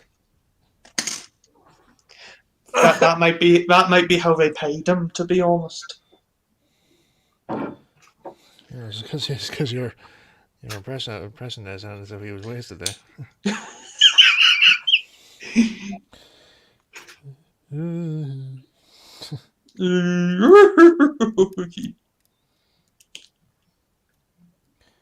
Gosh, I'm voicing a Disney character. Yuck, yuck, yuck. I hardly think he said that. I think he was Swiss or German or something. Oh, Swiss. Actually, I'm Swiss and German.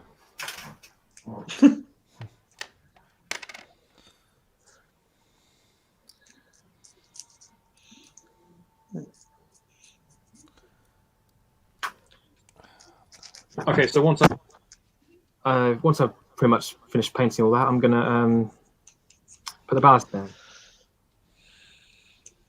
I just want to put a sort of grey colour on it, just to kind of.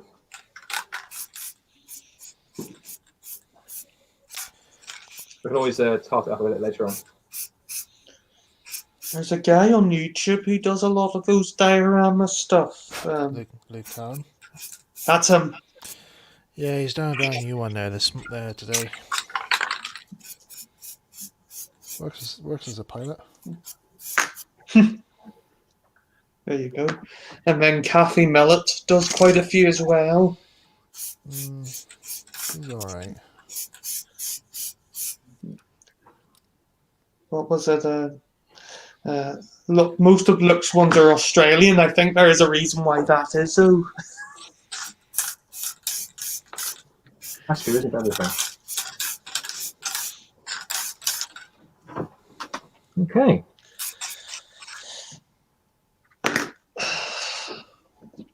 What part do I need next?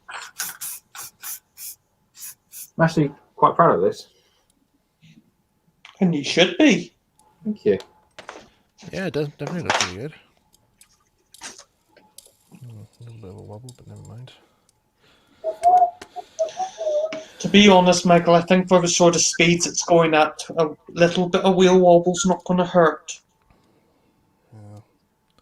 Just want to make sure it's fixed the chassis okay properly. Oh, well, I don't know. Maybe. Well, if you scale the speed, yeah, that might be a different matter.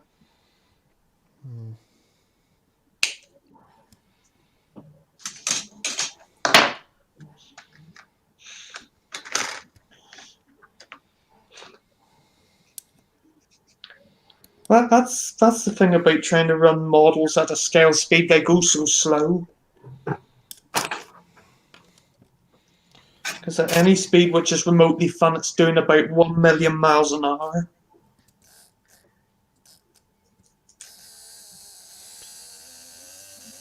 Oh, Yeah, it's got some wheel movement. It lives. it was doing about 150 there. Any faster, Just. it would have crashed.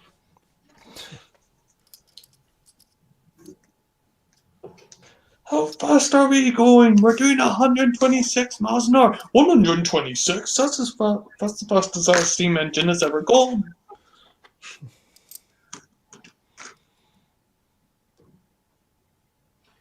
Well, question for you guys. Dick making a county class. Yes. Yeah. I read somewhere there was like a complaint because one person was basically, I think the frames from a modified hall were used to build it. I think someone made a complaint because what was it? Because they were saying they didn't have enough modified halls to justify using it. For makes sense, to make another engine. So I was wondering, how many of a certain class do you think we should have to be able to justify more of them being used to make our engines? Well, the holes aren't exactly rare. Oh no. I mean any engine. Like, for example, how many? Like, for example, we've got loads of J94s, and quite a lot of them have been used to make other engines.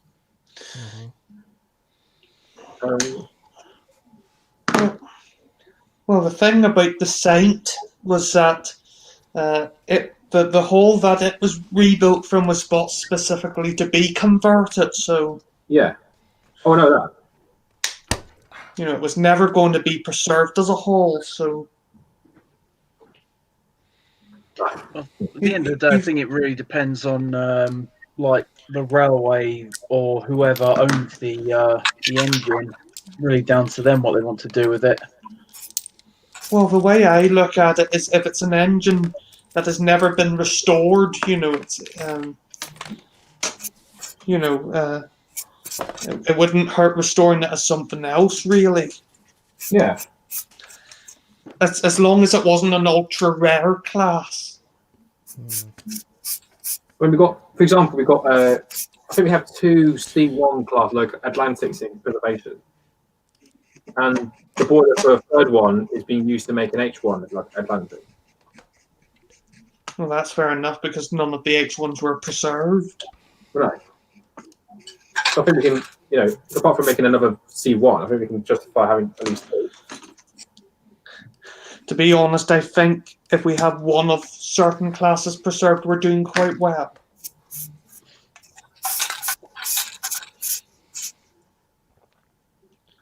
I mean, we were very close to not having any A3s preserved. Oh, whoops. What have you done?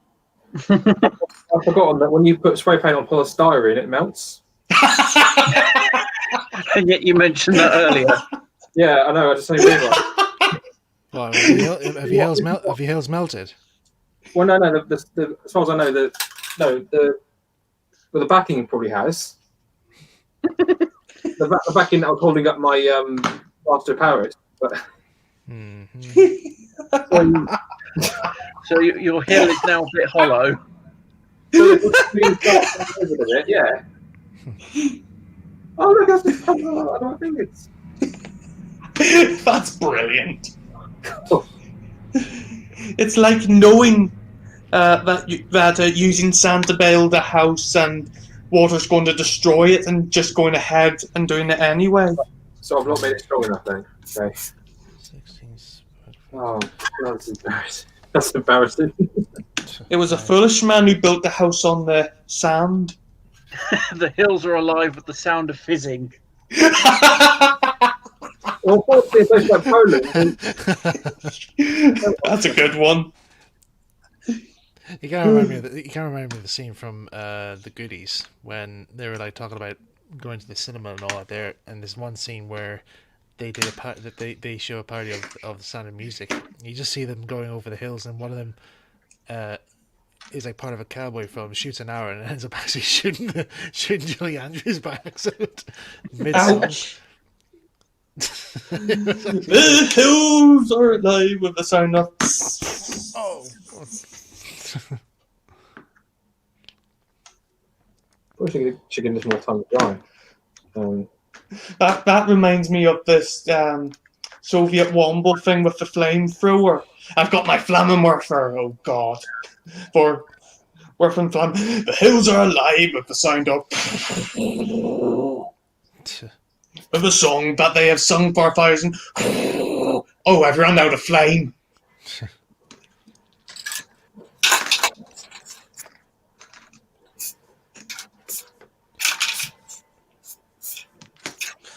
So he knows that paint melts what he's making, but he's spraying it anyway. No. No, it's melting. No, I've covered This is a different spray. I've covered it in plaster of Paris, but I forgot it's being supported by polystyrene. So literally, no, I forgot the paint melts the polystyrene, so the bits underneath the back. I think next time you need to get some water-based paints, and then that won't happen. Yeah, possibly. Well, I know there are spray paints you can get that won't melt it. Yeah, be acrylic. Yeah. Well, that's a bit too ambitious, wasn't it? Yeah. Sure. If we did things the wise way, we wouldn't have entertaining stuff for our videos. No, insane. When I say our videos, I mean Michael's.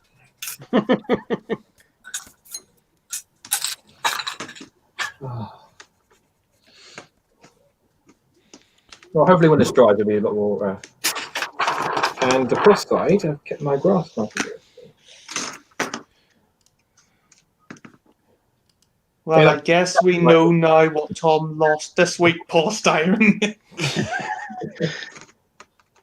Yeah. Lost the inside of your hills.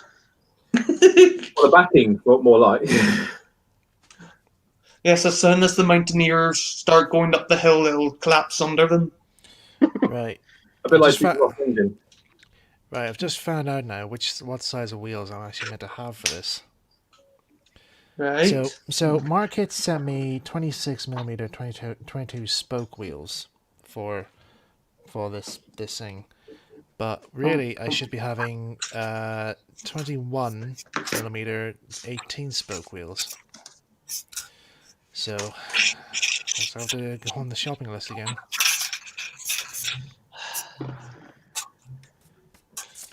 Brilliant that.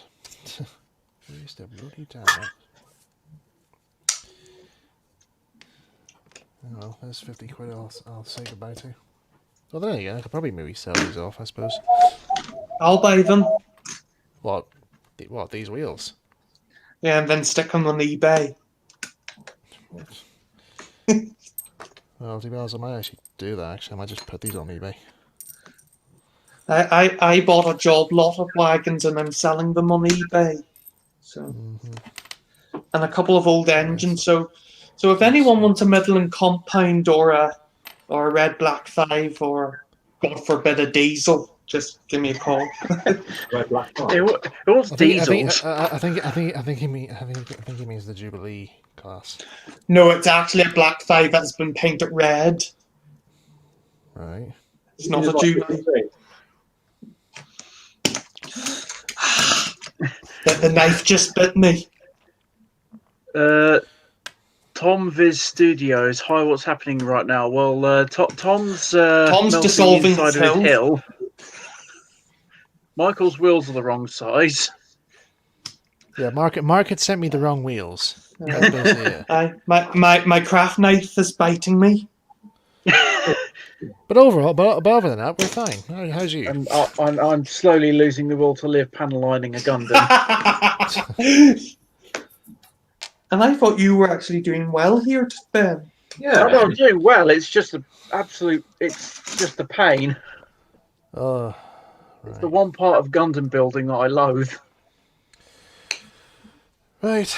I'll probably have to call that quits now for chassis thing for now. I'll have to put these into a box at some point somewhere. I'll get a clean box here. Friday the 13th for us. That's it. Friday the 13th. Getting back at us. Oh yeah, I forgot it was Friday the 13th.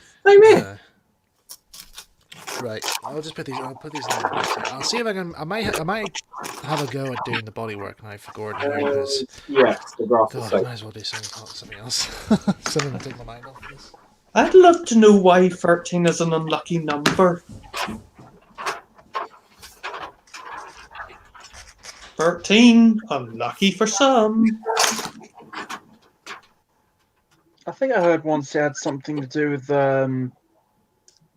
like what was it? It was a number to do with I think Wiccan practices, but it wasn't actually unlucky. But someone sort of perpetrated that it was to sort of make Wiccan practices to sort of make them look bad, but I could be completely wrong. Well, what I do know is that engine drivers are superstitious.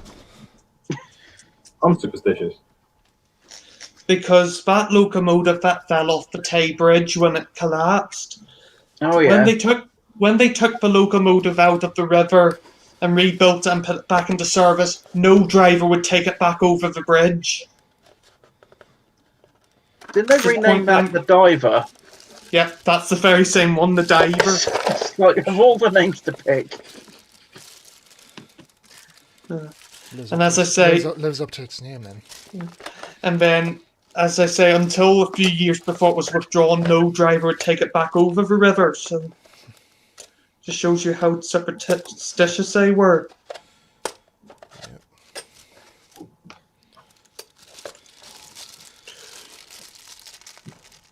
Nay, I'm not going to take this engine over the river. You can pay me £1 million, I'll not do it. For any of our Scottish friends, I apologise.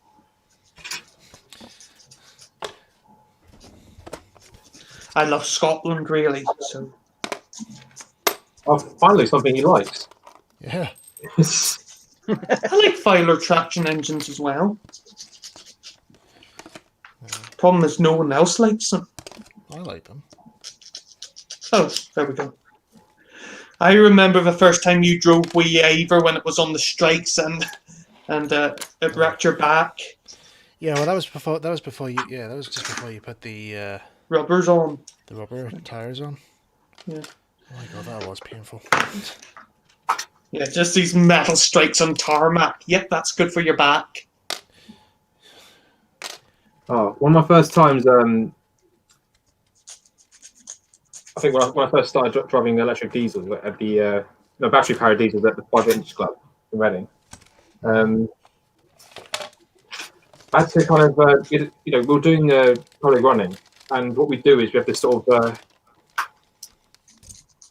a bit like in a Grand Prix. You have like you have a sort of service station where you change the wheels and things. Yeah. we had one so you can change the battery. My battery was going down. I was running a Class 58 diesel. Battery was going down, so I had to Oh yes, I've got one of those for sale as well. Okay, fair enough. well, I was driving a 5-inch gauge one, and I sort of said to Steve, right, we need to change batteries. So we went over there. We quickly, in about a couple of minutes, took the body shell off, put the batteries around. When he plugged them in, he was like, right, test the, see what works. And I was meant to press the power button, but I pressed the horn instead. And of course, the body shell was off. It was extra loud. Like, and it's just like, whoa. I prefer Stanier Hooter. It was like, I won't forget you for this. Toot toot. Okay. Spit your gun out. Spit your gun out. Dan, oh aye, Chris. Apologise to the Scots for your impersonation, but not the Welsh one earlier. I love the Welsh as well. There we go. There's another item to add onto the list, Chris, here of things you have to apologise for. Insulting people. Aye. What was it Lucas Nolan said earlier about the Black 5 I've got? Is the Black 5 good enough to make Henry out of, Chris? Look, if you buy it off me, you can do whatever you like with it. Is it good enough to actually make Henry out of? Should be.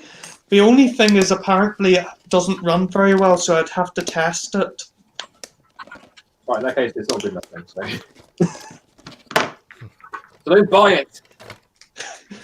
I'm sure it's something very simple underneath. It's either that or it needs a new motor.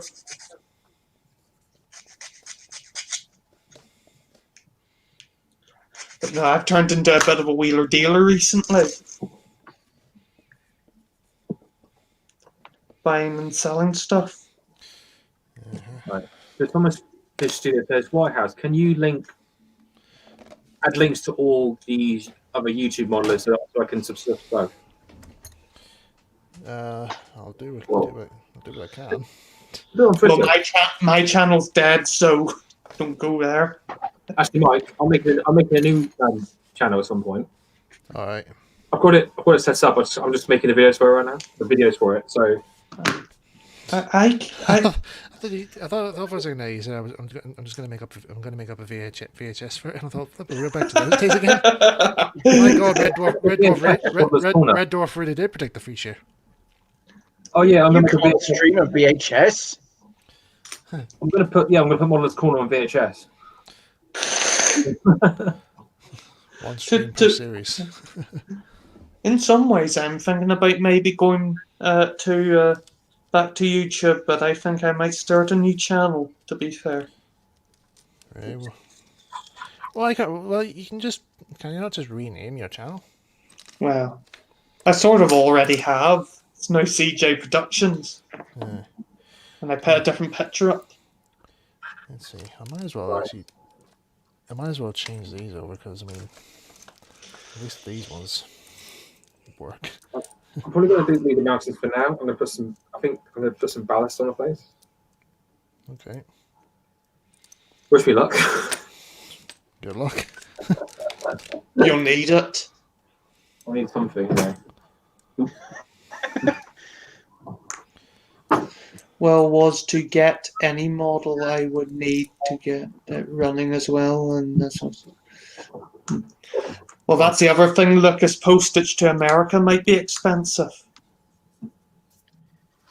Well, I think it's expensive going to or from America.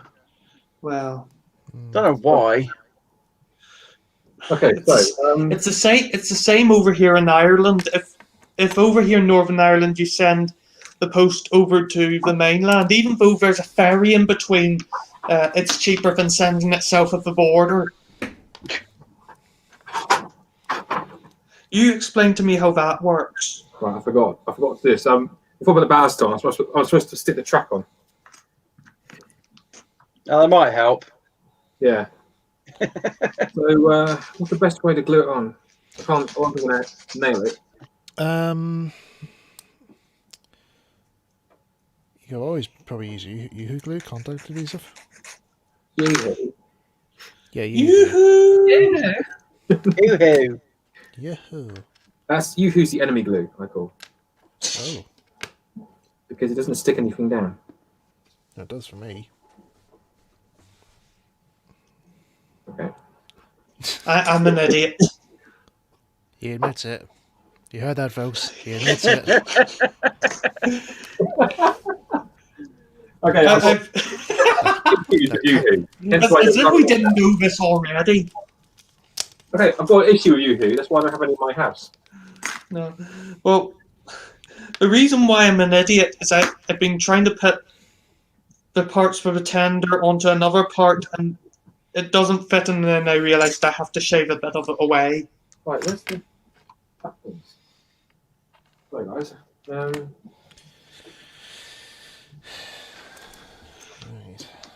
How's this going to work?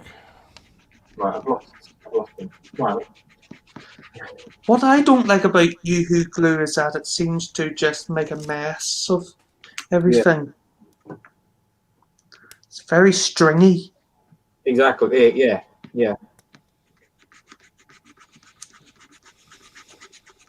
I think that's partly why I didn't like making calf kits. You end up getting me to make Yeah, I them don't- instead.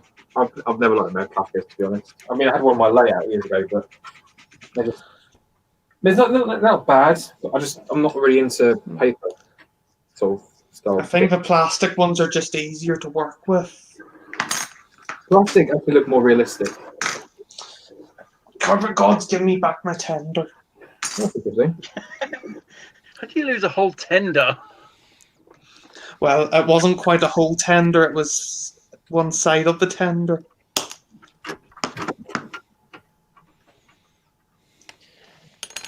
If you lose a whole tender on the floor, I think the carpet gods are really angry with you. Well, that's the funny thing with Either that, tractioning. either that, we have to question how big are the fibers in your carpet? If they're big enough Yeah. to swallow, if they're big enough to swallow up a whole tender. The funny thing about a traction engine is that the tender is actually part of the engine, but they still call it a tender. So is a tender of a locomotive. It's part of the engine. Yeah, but with a locomotive, a tender is usually separate. So you want to see some figurines? Okay. See some cleared figurines. What, the ones that you've drop tested and survived? Yeah. I just want to make sure they actually, make sure the platforms are level.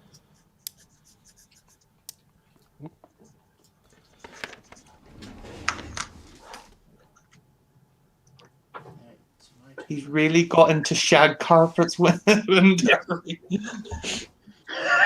It's my turn now. It's my turn now to lose something.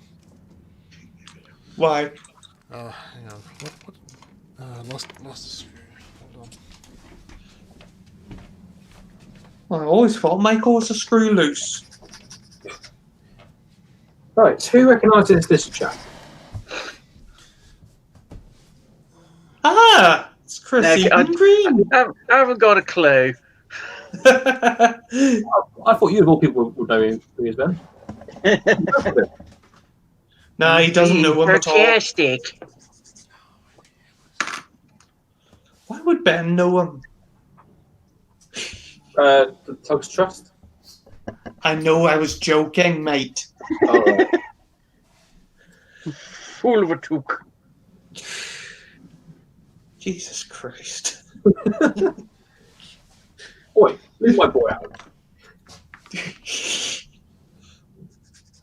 Now I have to apologise to the Great Lord in the sky. What was a bulldozer to a cloud? That'd be the same thing. Stop this now, it's silly. I think it's funny how parents tell their kids not to talk to imaginary friends, but then they worship. They go to church every Sunday. Worship God. It's like one of those Dave Allen jokes. I'm an atheist, thank God. Found it.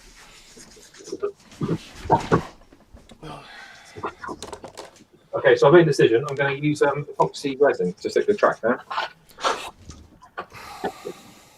And this is also the last of my what's it called? Stockpiling. Yeah. Stockpiling, oh God. Remember what stockpiling did at the beginning of the year? Well, this is the last pack. Someone's wanting to know, is that a Lima 4F? It is, yes. Doesn't Yeah. matter who made it, it's done 4F. Oh. That is the O gauge Lima 4F. It's okay, in my opinion. What, not brilliant? Well, it's all right. It's not the best. It's alright. I'm doing a review on it. You'll see what I mean when I say it's all right. But I like it. Steve Peragin, he gave it to me. I'm very grateful for it. Right. Make sure it's all aligned. Yeah. So I'll take this off. Get off my track. Get off my track. It's off. Get off the track, there's a train coming! Oh, here he comes! Boom. Look out, there's a train coming! Last train. Last central. If anyone gets that reference. It's Billy Connolly. No, I mean the thing. I'm sure everybody knows the reference. And if you don't, then we will have to educate you.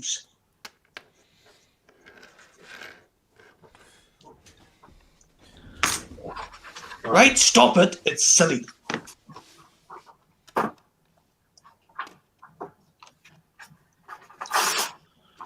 On second thought, we'll not go to Camelot. It's a silly place. Silly model. Camelot, Camelot, Camelot. It's only a model. Shh. I had a compliment the other day.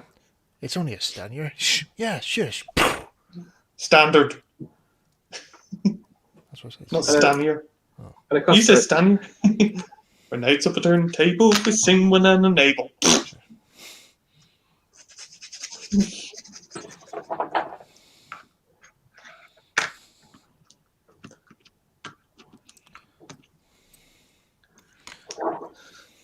okay, this will be quite difficult. You know what? I'm not going to pursue this matter any further. It is silly. Quite right. It's silly, silly, silly. Right, get on with it. Get on with it. We're trying to, but you keep yapping.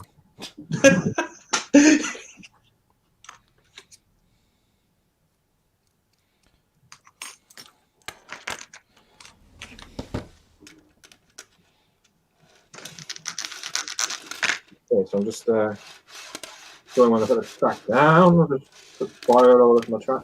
That's a lot better. It's a bit small. Right, so I've got to do this in 5 minutes. Why 5 minutes? Because it's 5-minute epoxy resin. I Oh, think that's the curing time. I was going to say we've got 50 minutes left. Right.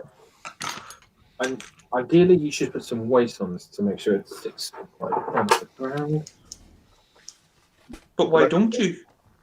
I don't have enough in terms of 40. This is O gauge, not double O, not N gauge. That's pretty big end gauge. Sort of, a little bit of difference in size. Yeah, not a lot. Not a lot. I'm gonna do that bit. Okay, so I might be alright. Yeah, that'd be fine. Alright. It's a bit like confusing gauge 1 with 7 1/4. Well, to be honest, I think there's an easy difference.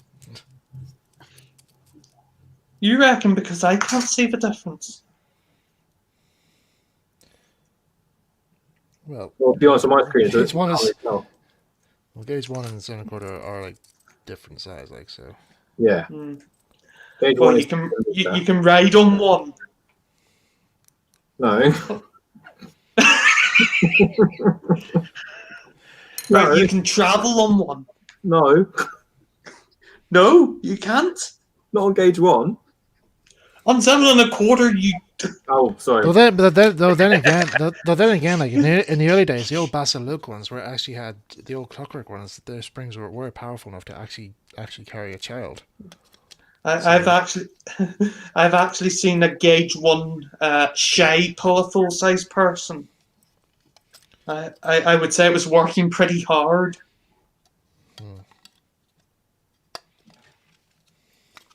Right.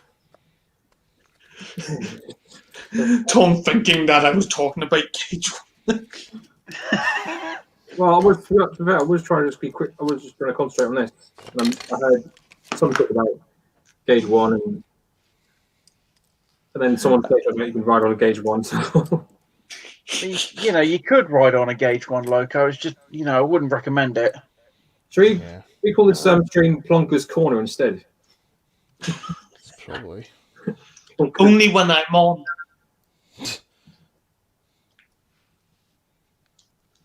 Right. Because I'm clearly the plonker here. Yep.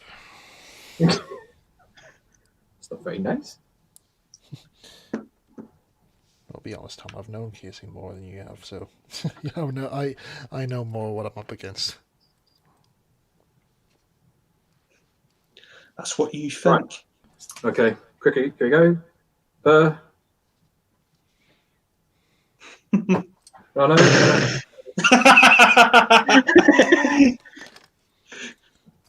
Right. Okay. It's changed position now. It's changed shape. It actually has. It's regenerated. I drew around it. Right. So the bulldog thing goes on here. And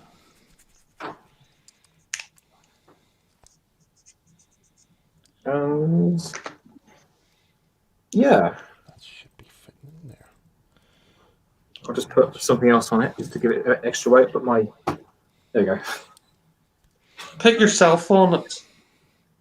I can't because this is on the keyboard stand. Oh. So I could play some music while it's drying. No. Why not? Copyright. Oh. No, he just has to play something that isn't copyrighted. Well, I suppose you could play maybe Kevin McLeod, I suppose. There you go. You wanted the cat. She has appeared. Really? Just as I'm doing the most fiddly part of this bloody leg.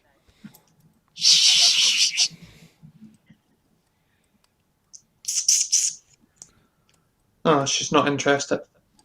That's because you were sending out the wrong signals. Oh. You're going. It's. Honestly, Chris, can't you speak cat? Do you even speak cat? I've been studying cat for 4 years, and I'm still on book 1. Right, off you go. Go on. Away with you! Hang on. I'll be back in a minute. What's the perfect to my keyboard? She might be back in a minute. She's still sat on my lap. Okay, 3, 2, 1. He's gonna play my theme, isn't he? That's not. It's all in your imagination. Told you he's gonna play my theme song.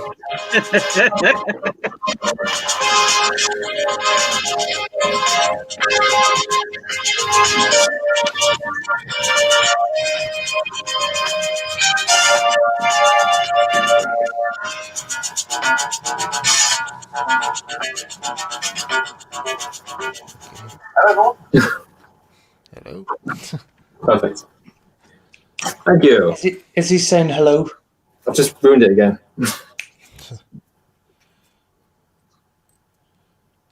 Is he? Are you not going to? Are you not going to talk to the nice people? Nope.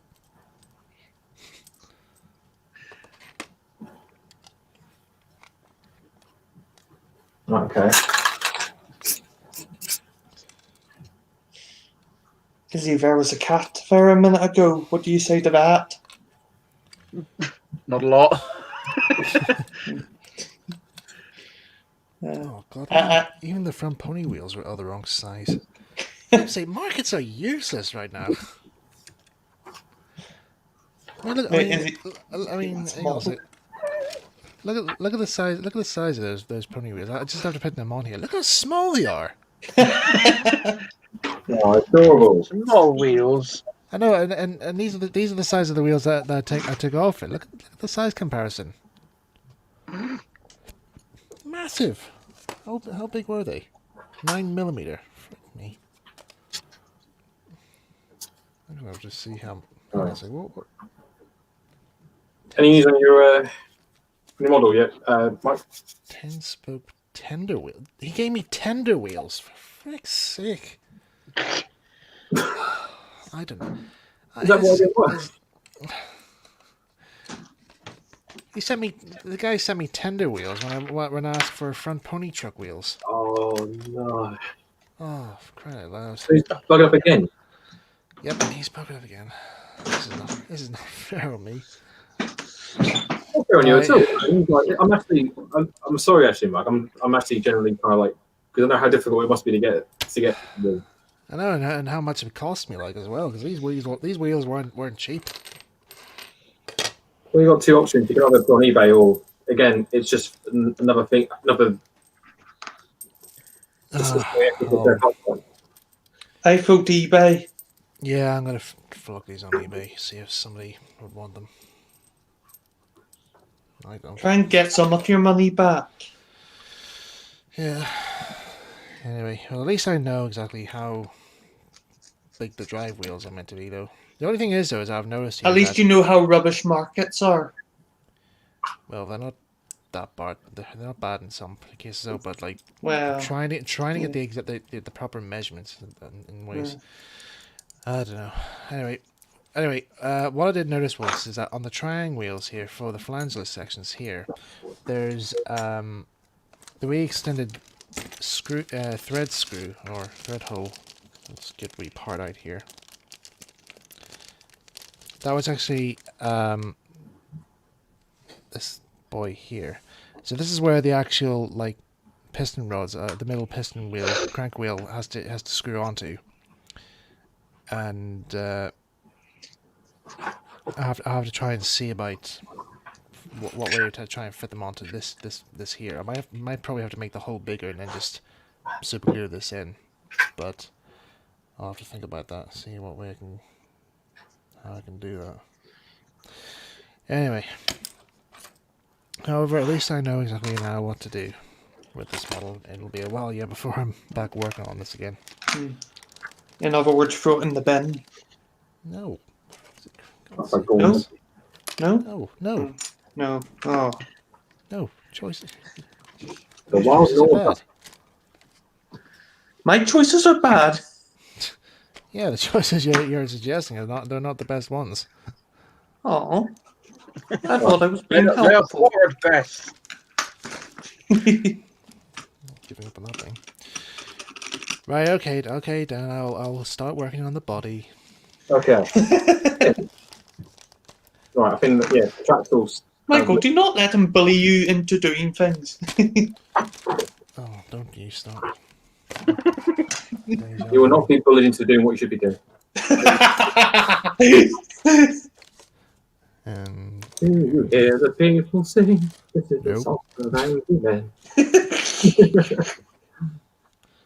This is the music of the people who will not be fighting. For some reason, that song "Come and Give Us Your Unpopular Opinion" came into my head. Unpopular opinion? Yeah, come and give us your unpopular opinion. That You're scared to say. Oh, hang on. There's a screw. We're definitely getting copyrighted now. Yeah. Well, they started. Yep. They just took It's the my Playdays. fault. Look, it's my fault as usual.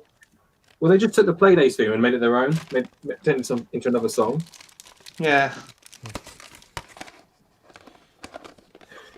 Okay. Right.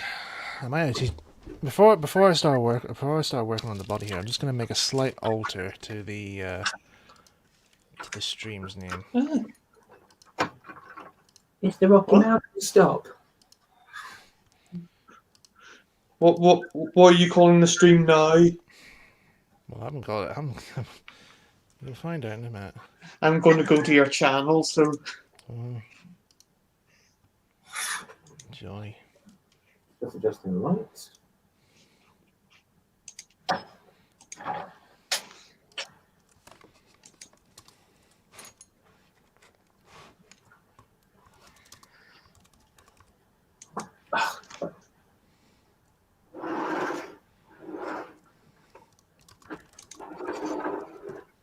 Okay, don't know what that rocky noise is. If you listen, you can hear a rumbling noise or something.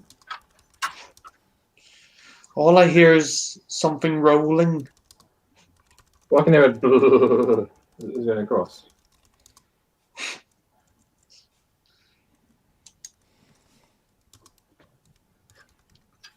Right. Something's not right, and I can hear it. Okay, so what's the best way to apply glue to ballast? Well, generally to put it on. Well, no, but okay. Let me rephrase that. What's the best way of doing it? So Right. So if you get like your PVA glue in like a squeeze bottle type thing that has a wee fine noddle, if you go along putting a bead of glue along the outside and in the inside of the spaces between the sleepers, then sprinkle the scattered ballast on top, that might give it a bit of a clean look, I suppose. I've got another idea actually. Oh God. Well, another way is to dilute the glue and put it on like a wash. That's what I mean. Yeah. I just had an idea, but I can't do it because I can't find the thing. Oh, It's a pillet. I think it's called a pilot or something. Something that sucks up water or ink.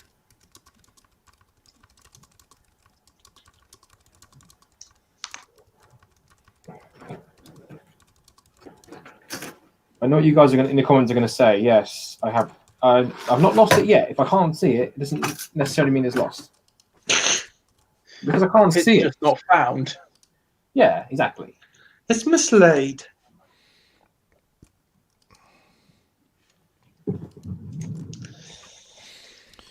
Right. Let's start on this video. Nice. Right.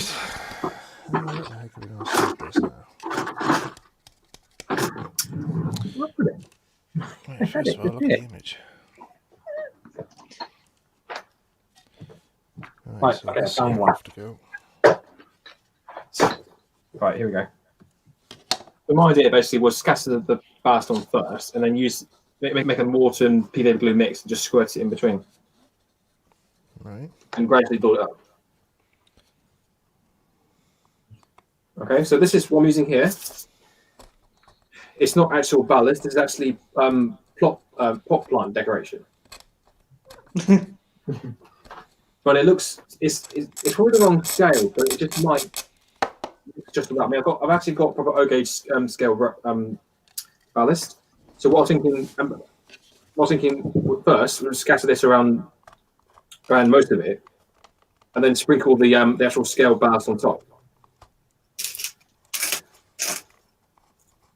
Here comes the fun part.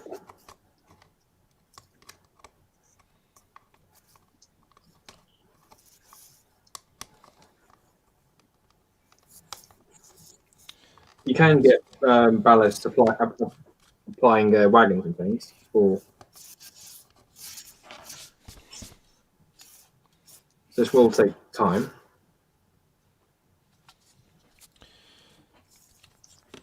Yeah, it's going to take a bit of time for me right now. What I'm doing right now here is I'm actually scraping away the plastic molding, like for the handrails, this pipe here. So as you can see on the picture of Gordon here, most of all that stuff is all gone. So I'm trying to take away some of that there to try and smoothen off this. Tell you what, although this might fail miserably, it's actually quite satisfying. I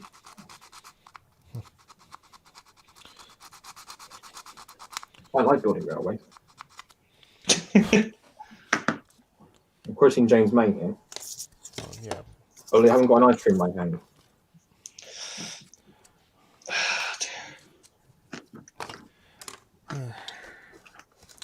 I might as well.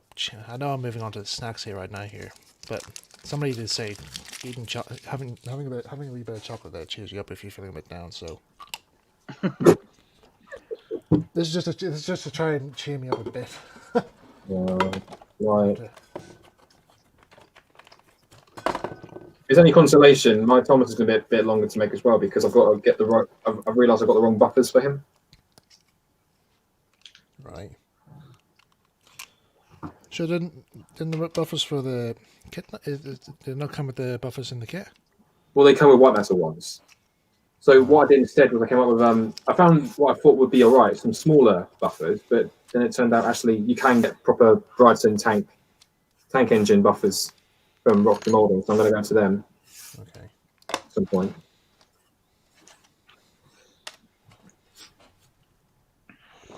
Because I mean, the ones I've got are short, and the ones a lot of drying tanks are actually quite, you know what I mean? They were quite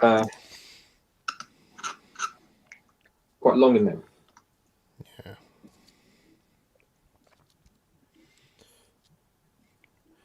But what was it? The buffers on Thomas in the TV series? They were actually they were wagon buffers, weren't they? No, they were from a BR55, weren't they? Because he was a. Yeah, because they used a lot of Marklin logos, and over there they have quite interesting designs.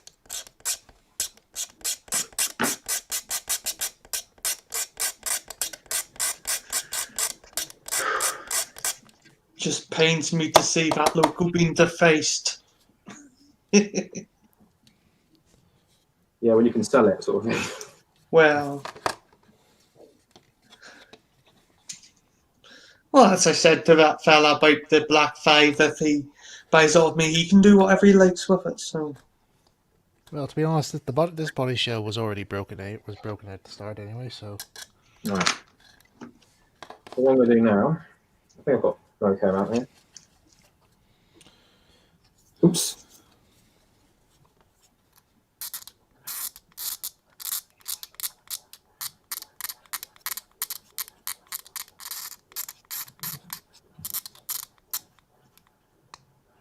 Tell you what, although this isn't right scale ballast, it does look good.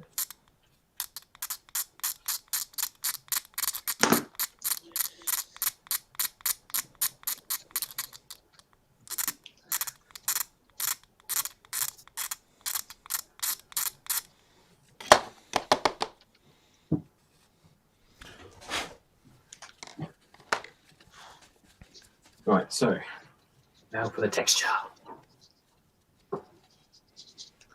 someone's finally noticed you changed the title. Yep. What are we saying for thing? The one where everything goes wrong. Oh. Well, this is going right for me. Are you Top sure? of a partially melted hill. Yeah. Coming from the bloke who melted the hill. Enough about that, the better. Right, so I've just made a. Do not mention hills. Whatever you do, don't mention the hills. I think we found a Making a neutral. green mixture with water.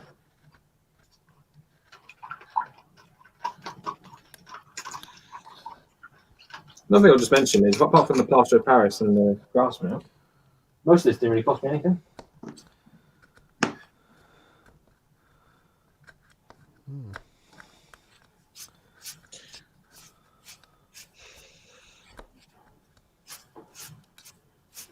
Right, so I'm just going to. Yeah, I've got a bit too much on this. Go around this old fella. Anyway, is that bit taken out as well? Oh crap, it has.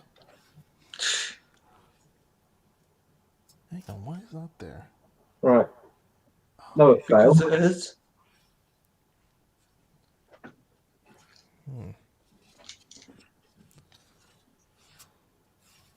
Stop falling apart on me.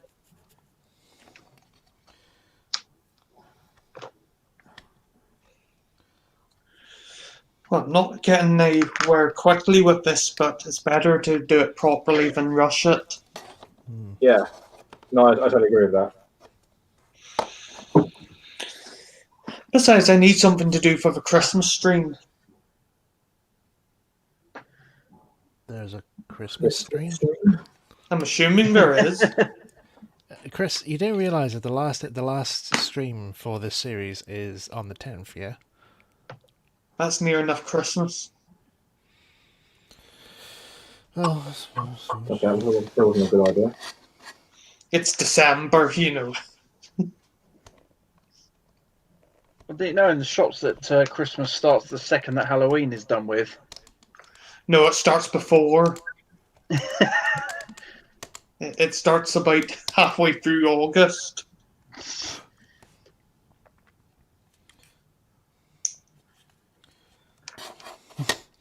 That's coming from someone who doesn't go to shops. I actually remember there was one time I actually I was just doing like last minute Christmas shopping there, and they were already selling Easter eggs. And I thought to myself, for God's sake, here! I mean, the baby Jesus hasn't been born yet. Then you're already looking to kill him. Okay. Oh God! It's Technically, that's jumping the gun a spoiler. wee bit.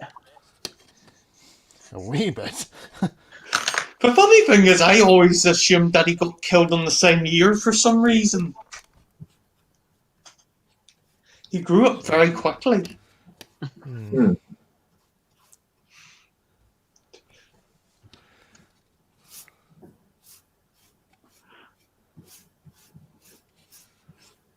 Right. There's a weird discussion going on in the chat. I'm not even. Well, I'll take that back anyway.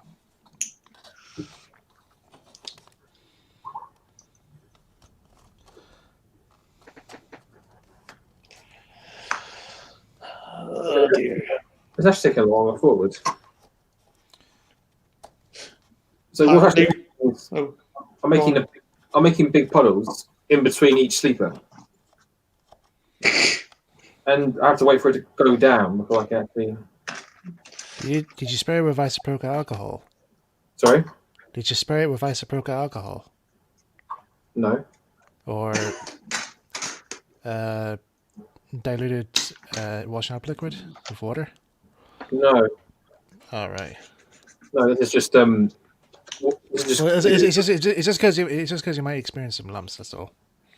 Right. oh, I mean, it's fine. I mean, you know, once it's died down, it's going down. Like, you can't really... you can't... You know, it just looks like it's just, you know... Okay. When you apply it, it just looks like it looks like a big puddle. But when it goes down, it just looks like ordinary ballast along the track again. Okay. apparently, where Dan lives, they've got stuff, Christmas stuff in the shop as early as June. Jeez. That's ridiculous. You know, I've got my friend Graham. He's actually on the SIF Facebook group. I shouldn't have said. He does this thing where he's been doing this thing. He's been counting down how many days it is till Christmas, Oh God. and so basically since September, and since August, he's been like dressing up to he's got like, all the shops with decorations in, and just.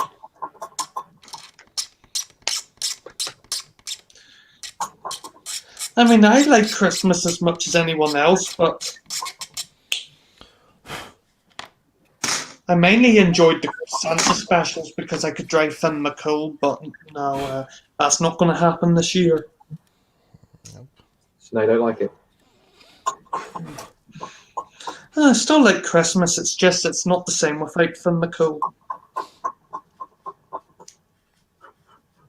I make it sound like he's part of the family. Even though it's not your engine. No, I wish it was. Maybe one day. Yeah, you'll become fan of something. Finn McCool, the Irish giant. When you become rich from selling your old paintings.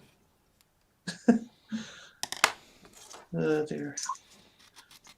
I'm far too fussy with the paintings, it takes too long.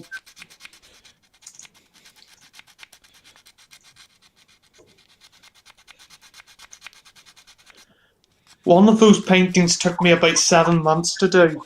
Ridiculous. Oh, I don't know. I suppose if I did it in a more impressionistic way, it would be quicker.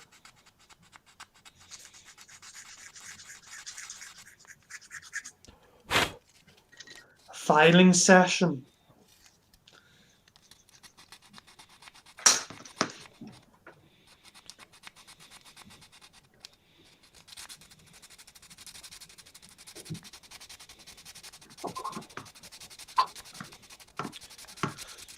In other news,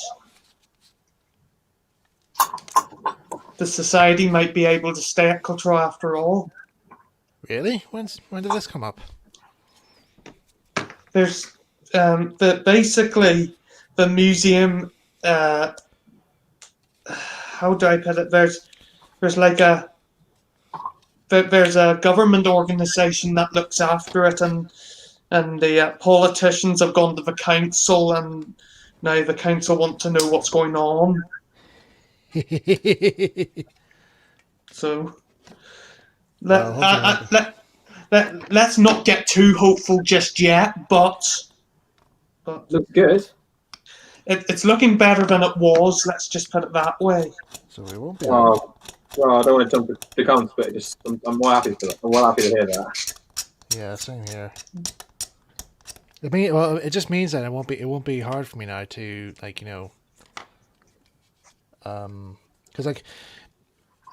because when I heard about the news about the railway closing down, I was actually starting to think to myself, oh my god, it's like all these years writing about miniature railway adventures about the fictional version of the railway being closed down. This is actually happening for real now. Yeah. Actually, it is actually kind of. I actually do find sometimes writing these stories a bit scary because sometimes, like They actually happened. yeah, but like they actually kind of predicted what was actually going to happen. So like, there's one story that we wrote in the past, like in the early days, like it was involving both me and Chris having a crash on on both of our engines, and then sure enough, a few months later or a few years later, what happens? Both me and Chris were doing a double header, and what happens? We both come off. We both come off the track. Yeah. I don't like remembering about that. That was not Neither good. do I. The last thing what I do remember from that day was actually one of the members giving me a massive mug full of tea that must have contained the remains of the sugar bowl. Because my god, Oh. You know what, I was looking to see one for my club, and I made myself hot chocolate. ooh, But are you the same spoon or using the hot chocolate to stir the tea?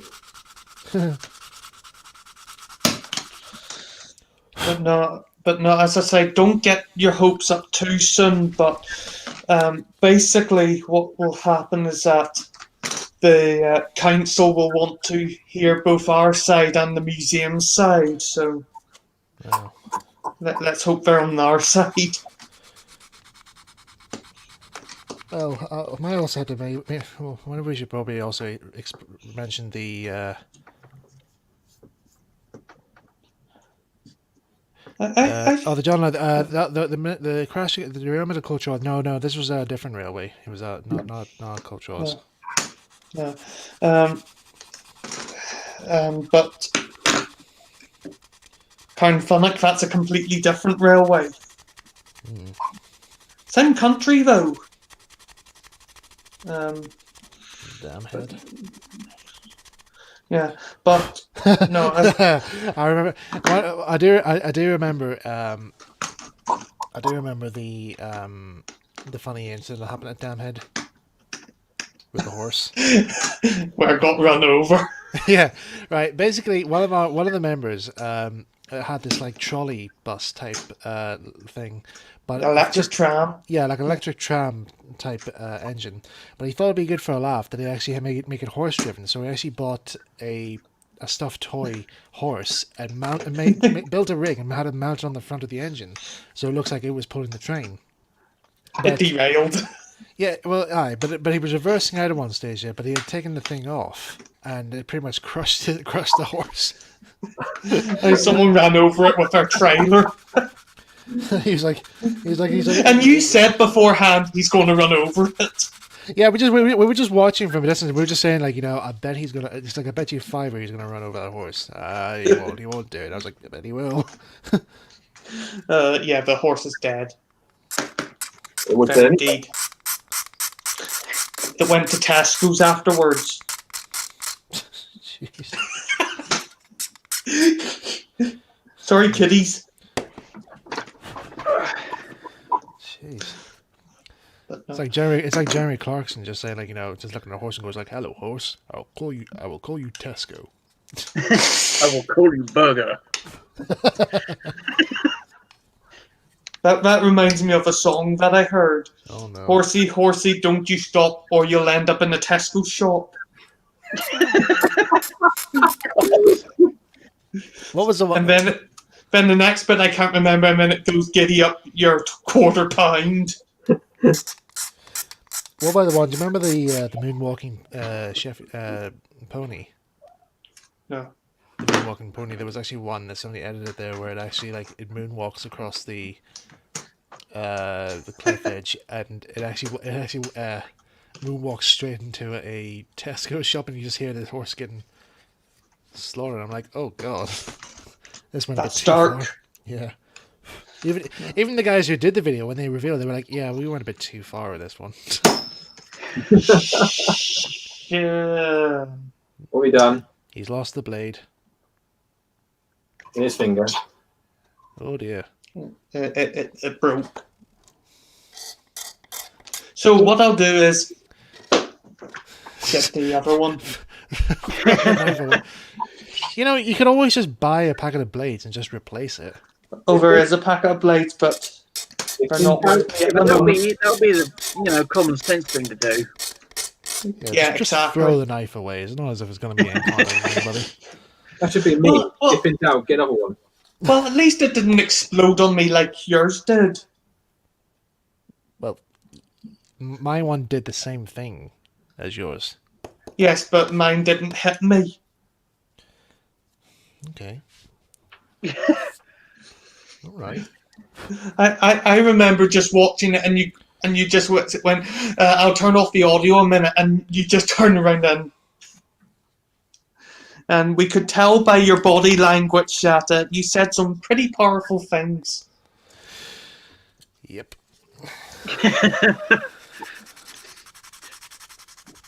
And what was it? What did you say, Tom? I didn't say anything. Oh no! During that time, you said to me, you said, "You're not bleeding, are you, Mike?" And I says no, and I said no, it's just paint.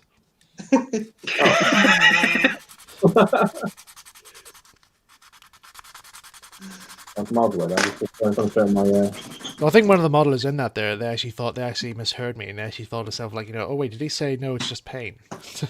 You're not bleeding. It No, was it's just pain. There's something on your face. It was pain.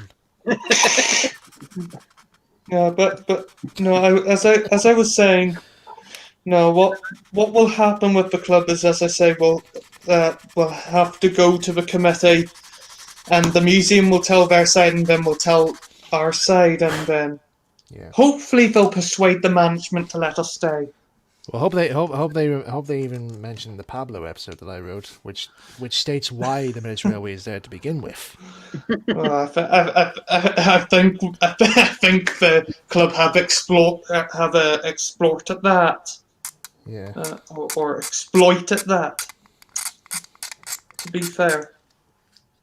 I mean, also at the same time, if the museum does get rid of it, they're like, well, you pretty much getting rid of a working replica. A working example of what you're showing in the museum. What I still can't understand is why would anyone want a garden at a transport museum? And I know it was originally a garden, but it clearly isn't anymore. Aye, but it's like, didn't they not say it was meant to be for people with? Well, you see, it was a garden, but it wasn't a flower garden or anything. It was for Words. Victims of war. No, it was for sports. Like badminton. Oh. Can't say the word. Recreational ground. What was that you said? Recreational ground. That. Okay. That one. What one? Yeah, that word. That road.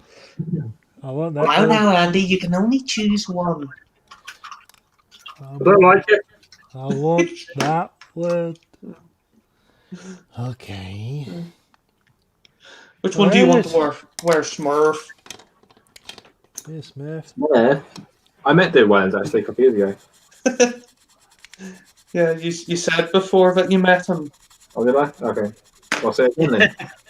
Go. I don't care how many times you say it. I will keep saying it's my favourite store. Was he nice to you? He was actually unbelievably nice to me in the weirdest way. Well, because he was in character. Because he was playing a character. He was doing Partners in Crime with Jessica Rainey. Right. If you don't know who Jessica Rainey is, she was the lead actress in Full Midwife. Oh. And I sort of went up behind him and I said, "Excuse me, Mr. Williams, can I please get a picture of you?" And he was playing his character. So he was kind of like, "Oh yes, of course we can. Yeah, if you want to just come down here, let's get a good. Oh, let's not use this background. It's a bit because we're right behind the calling stage. Let's just turn around. Yeah, that's better." You see, I think the best actors are the ones who can stay in character. Yeah. You know. Well, he was obviously in character. This is after filming. Yeah, they're going out to his hotel or something. Yeah, and you'd think that he would just want peace and quiet, but he was just like, no, come on. There's a good story that David Suchet once said about when he was doing Poirot, and he was in the town of Hastings doing a shoot when he had to go over, he had to take some time out and just do a bit of improvisation, really, or just to get his thoughts out before he goes on screen. And he says that he was all in costume, he had the moustache and all out there, and he sees this little old woman coming towards him with the wee, shopping trolley on wheels. Some basket on wheels. And he was saying, okay, what's happening here? And she stops in front of him and she says, "Excuse me, you're Hercule Poirot, aren't you?" And they were saying, "What am I going to do? Should I speak in Poirot or should I speak as myself?" Or so he ends up going, "Bonjour, madame. Oui, I am Monsieur Poirot. And she's like, "Oh," she says, but she starts looking worried. She says, "But what are you doing here? There hasn't been a murder here, has there?" And he's like, "No, madame, no, nothing at all, nothing at all. I'm here for vacances. Pardon? I'm here on holiday. Oh, okay." And she turns away to go away, and then she turns around again. She just says, I just want to say here, monsieur, thank you so much for choosing Hastings. It's a lovely place." But it's also quite fitting. It's also quite fitting as well because Hastings is actually Poirot's sidekick or helper in some of the stories. So there's a bit of a nod out there, which unfortunately he didn't mention though. But oh well. My favourite story is, have you seen the show called Prison Break? Yeah. Yeah. The actor Dominic sorry. The actor plays Lincoln in Prison Break. Basically, this is basically during the time when it's still on TV, and all the posters are up, all the billboards and everything. And he's in this supermarket, Right. and he's just obviously going through the aisles and things, and this lady spots him. She looks at him kind of terrified. Right. And then a bit later on, he kind of he ignores it. He just carries on looking. Then he goes into the other aisle, and there she is again, kind of doing the same, giving him the same expression. Right. So about 5 minutes later, 2 police officers go towards him, put his hands on him, and goes, "Right, can you talk to you for a minute, sir?" And he turns around, saying, "Okay, what's the matter? What's up?" And they just start laughing. Right.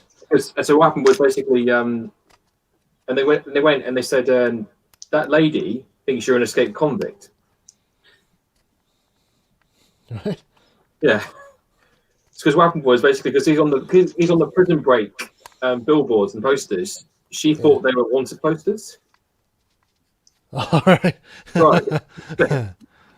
So eventually, so what happened was they walked over to the old lady and he goes, "This gentleman is an actor. He's doing a show called Prison Break."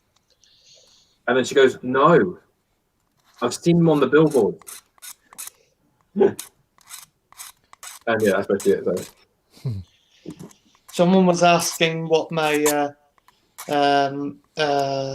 YouTube channel is it's CJ Productions, but I think you'll find that the newest thing on there is about 9 years old. That's not even a joke.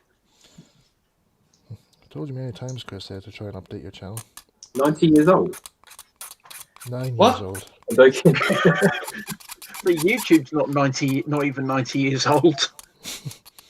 It will be one day. It will be. Yeah, we'll be if these upgrades keep going on.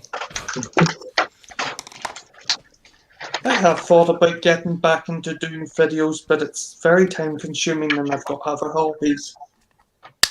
Such as? Watching YouTube. Oh, you're not one of these cat people, are you? What? People who watch these videos on cats. I don't watch cats. Okay. If I wanted to watch cats, I would watch my own cat. Well, just be glad it's Cats, not the movie version of Cats. Uh, Oh my God, what's that? Even that's terrible. Not even Dame Judi Dench can save it. Oh, this would be embarrassing. My dad loves it. Oh God. but what is it? No. And then there's I switched off the video when I saw James Corden on. I was like, oh God, he's on this again. There he is again. I was like, can we not just have we not seen enough of him? I don't know why, but I'm not a fan of him for some reason. I mean, no offense to anybody who is big fans of James Corden, though, but there was actually something I did see somewhere online where there was actually like people were saying like, I'm just fed up with seeing James Corden in everything. I think that's possibly it. It's that he's just in absolutely everything. He's like Thomas. Oh God. He's absolutely everything. But He's not Thomas yet.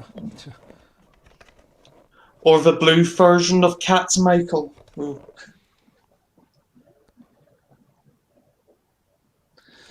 But I would like to make some new videos. It's just getting the time, and I think the stuff that I would make wouldn't be that interesting to use. Who knows? We'll see.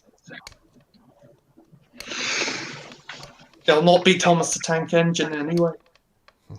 That's The only way to ensure that is to not Dramatic work with Michael White.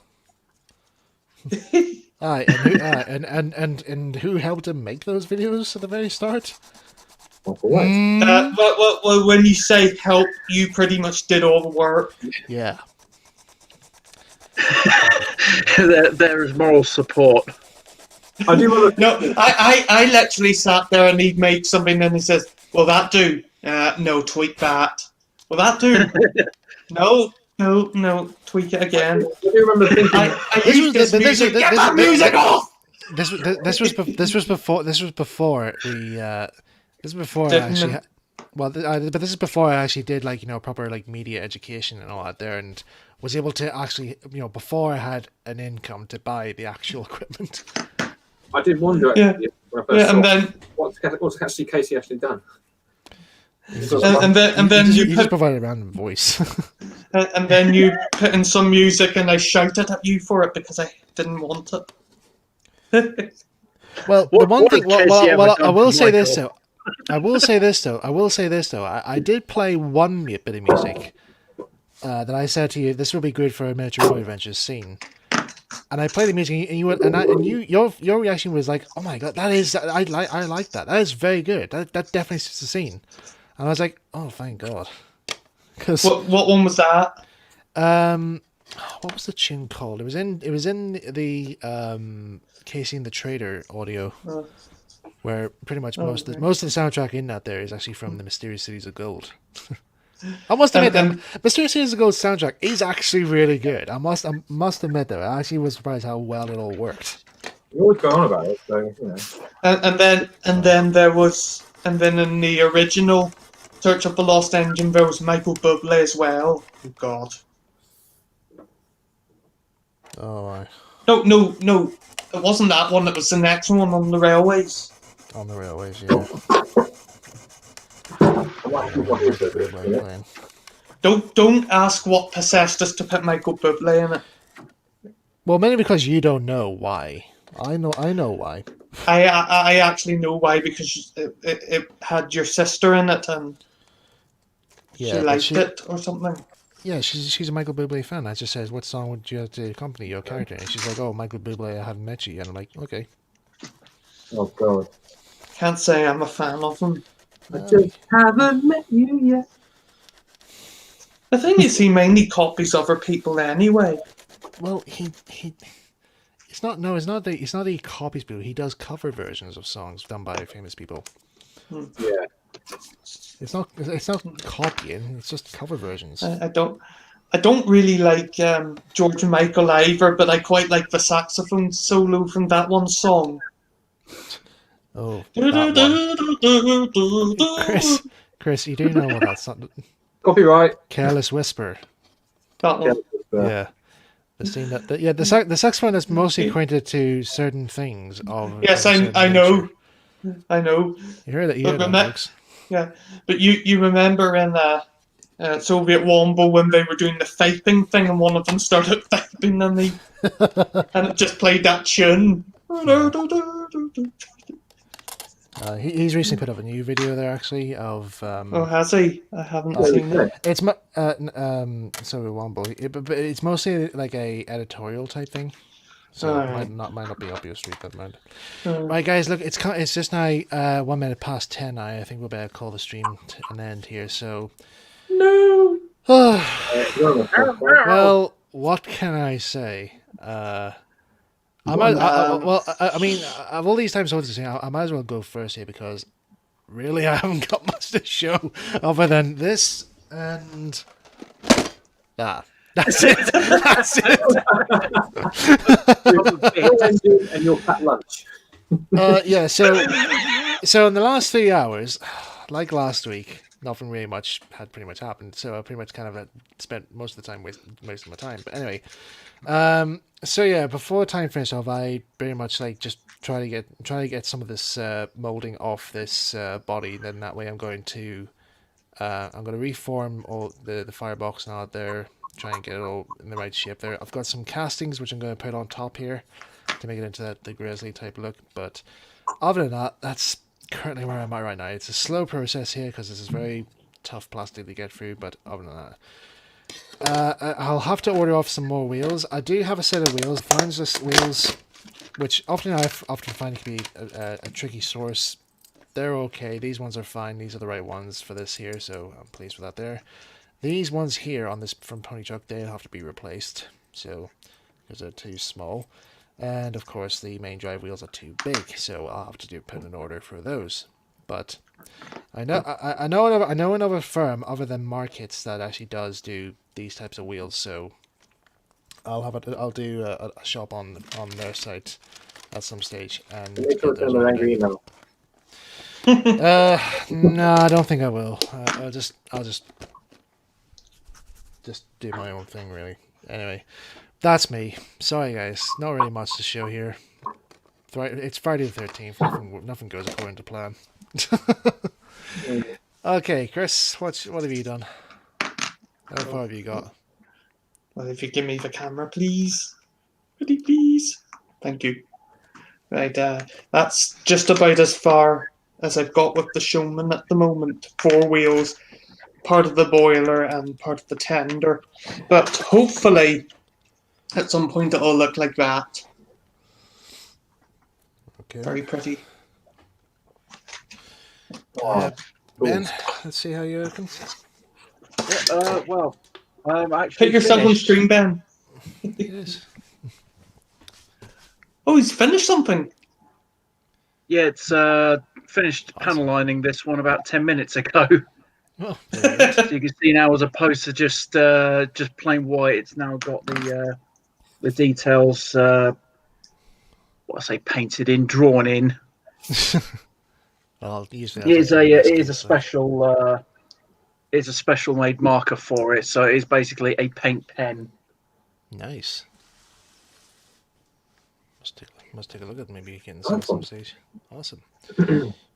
And Tom, your piece de resistance? Mr. Thomas. What do you think? Wow, actually, to be honest, that actually does look really good. That Yeah. does look amazing. can't believe I actually did that in one evening. You know, so I've done the mountains. So I'm just putting the bars down. And actually, to be honest, I'm very surprised how well this come out because I thought it was going to be out of scale. But actually, it just seems to mix in quite well. I'm still, Yeah. I'm on not even bothered with the scale ballast after all. Although I have often, some of the glue has mixed into the grass, so. Well, you can probably put some static grass in there as well, in that there, and just Okay. Yeah, blend it in. It might be alright once it's cured. Well, because one of the things I wanted to do, I'll just keep the camera for a second, is to make massive tufts of grass. One thing I've learned is this is a file brush. Mm-hmm. You know, you can use these to clean out your files. You can also use to sort of, if you've got this is a flat surface, you can use it to roughen it up. Yeah. I can see the plaster showing up again. He's brought the plaster up. But now you mention it, this might actually be the way to get rid of it. Oh God! Just bring it up, and it's working. Look, it's gone. Down the bike guy says, "All looking good, just don't lean on the hills." Oh, that was brilliant, though. They're a little hollow inside. Really good. Right, guys. Thanks for. Just want to say, sorry for all the things that just didn't go according to plan tonight's stream. Like I said, just one of those nights. It's Friday the 13th. It's mentioned in the title of the video. I've just changed the title during the stream there, so we have to acknowledge not everything goes according to plan. But hopefully next week something good will happen. What are you thinking for next week, then? Well, to be honest, I think I'm just gonna crack on, just do more on this bodywork. I suppose I haven't got anything else like modeling work planned. But yeah, we'll just see how we get on here. So we'll see if we can get. I'll see if we can get some more guest modelers back on the stream. So we'll see how it goes. Aye. Right, guys. Thanks for tuning in, and thanks you guys, Chris, Ben, and Tom, for coming along. And yeah, take care. Now then. See you later. Bye. Now then, where was I in this book? Oh, yes. It all started when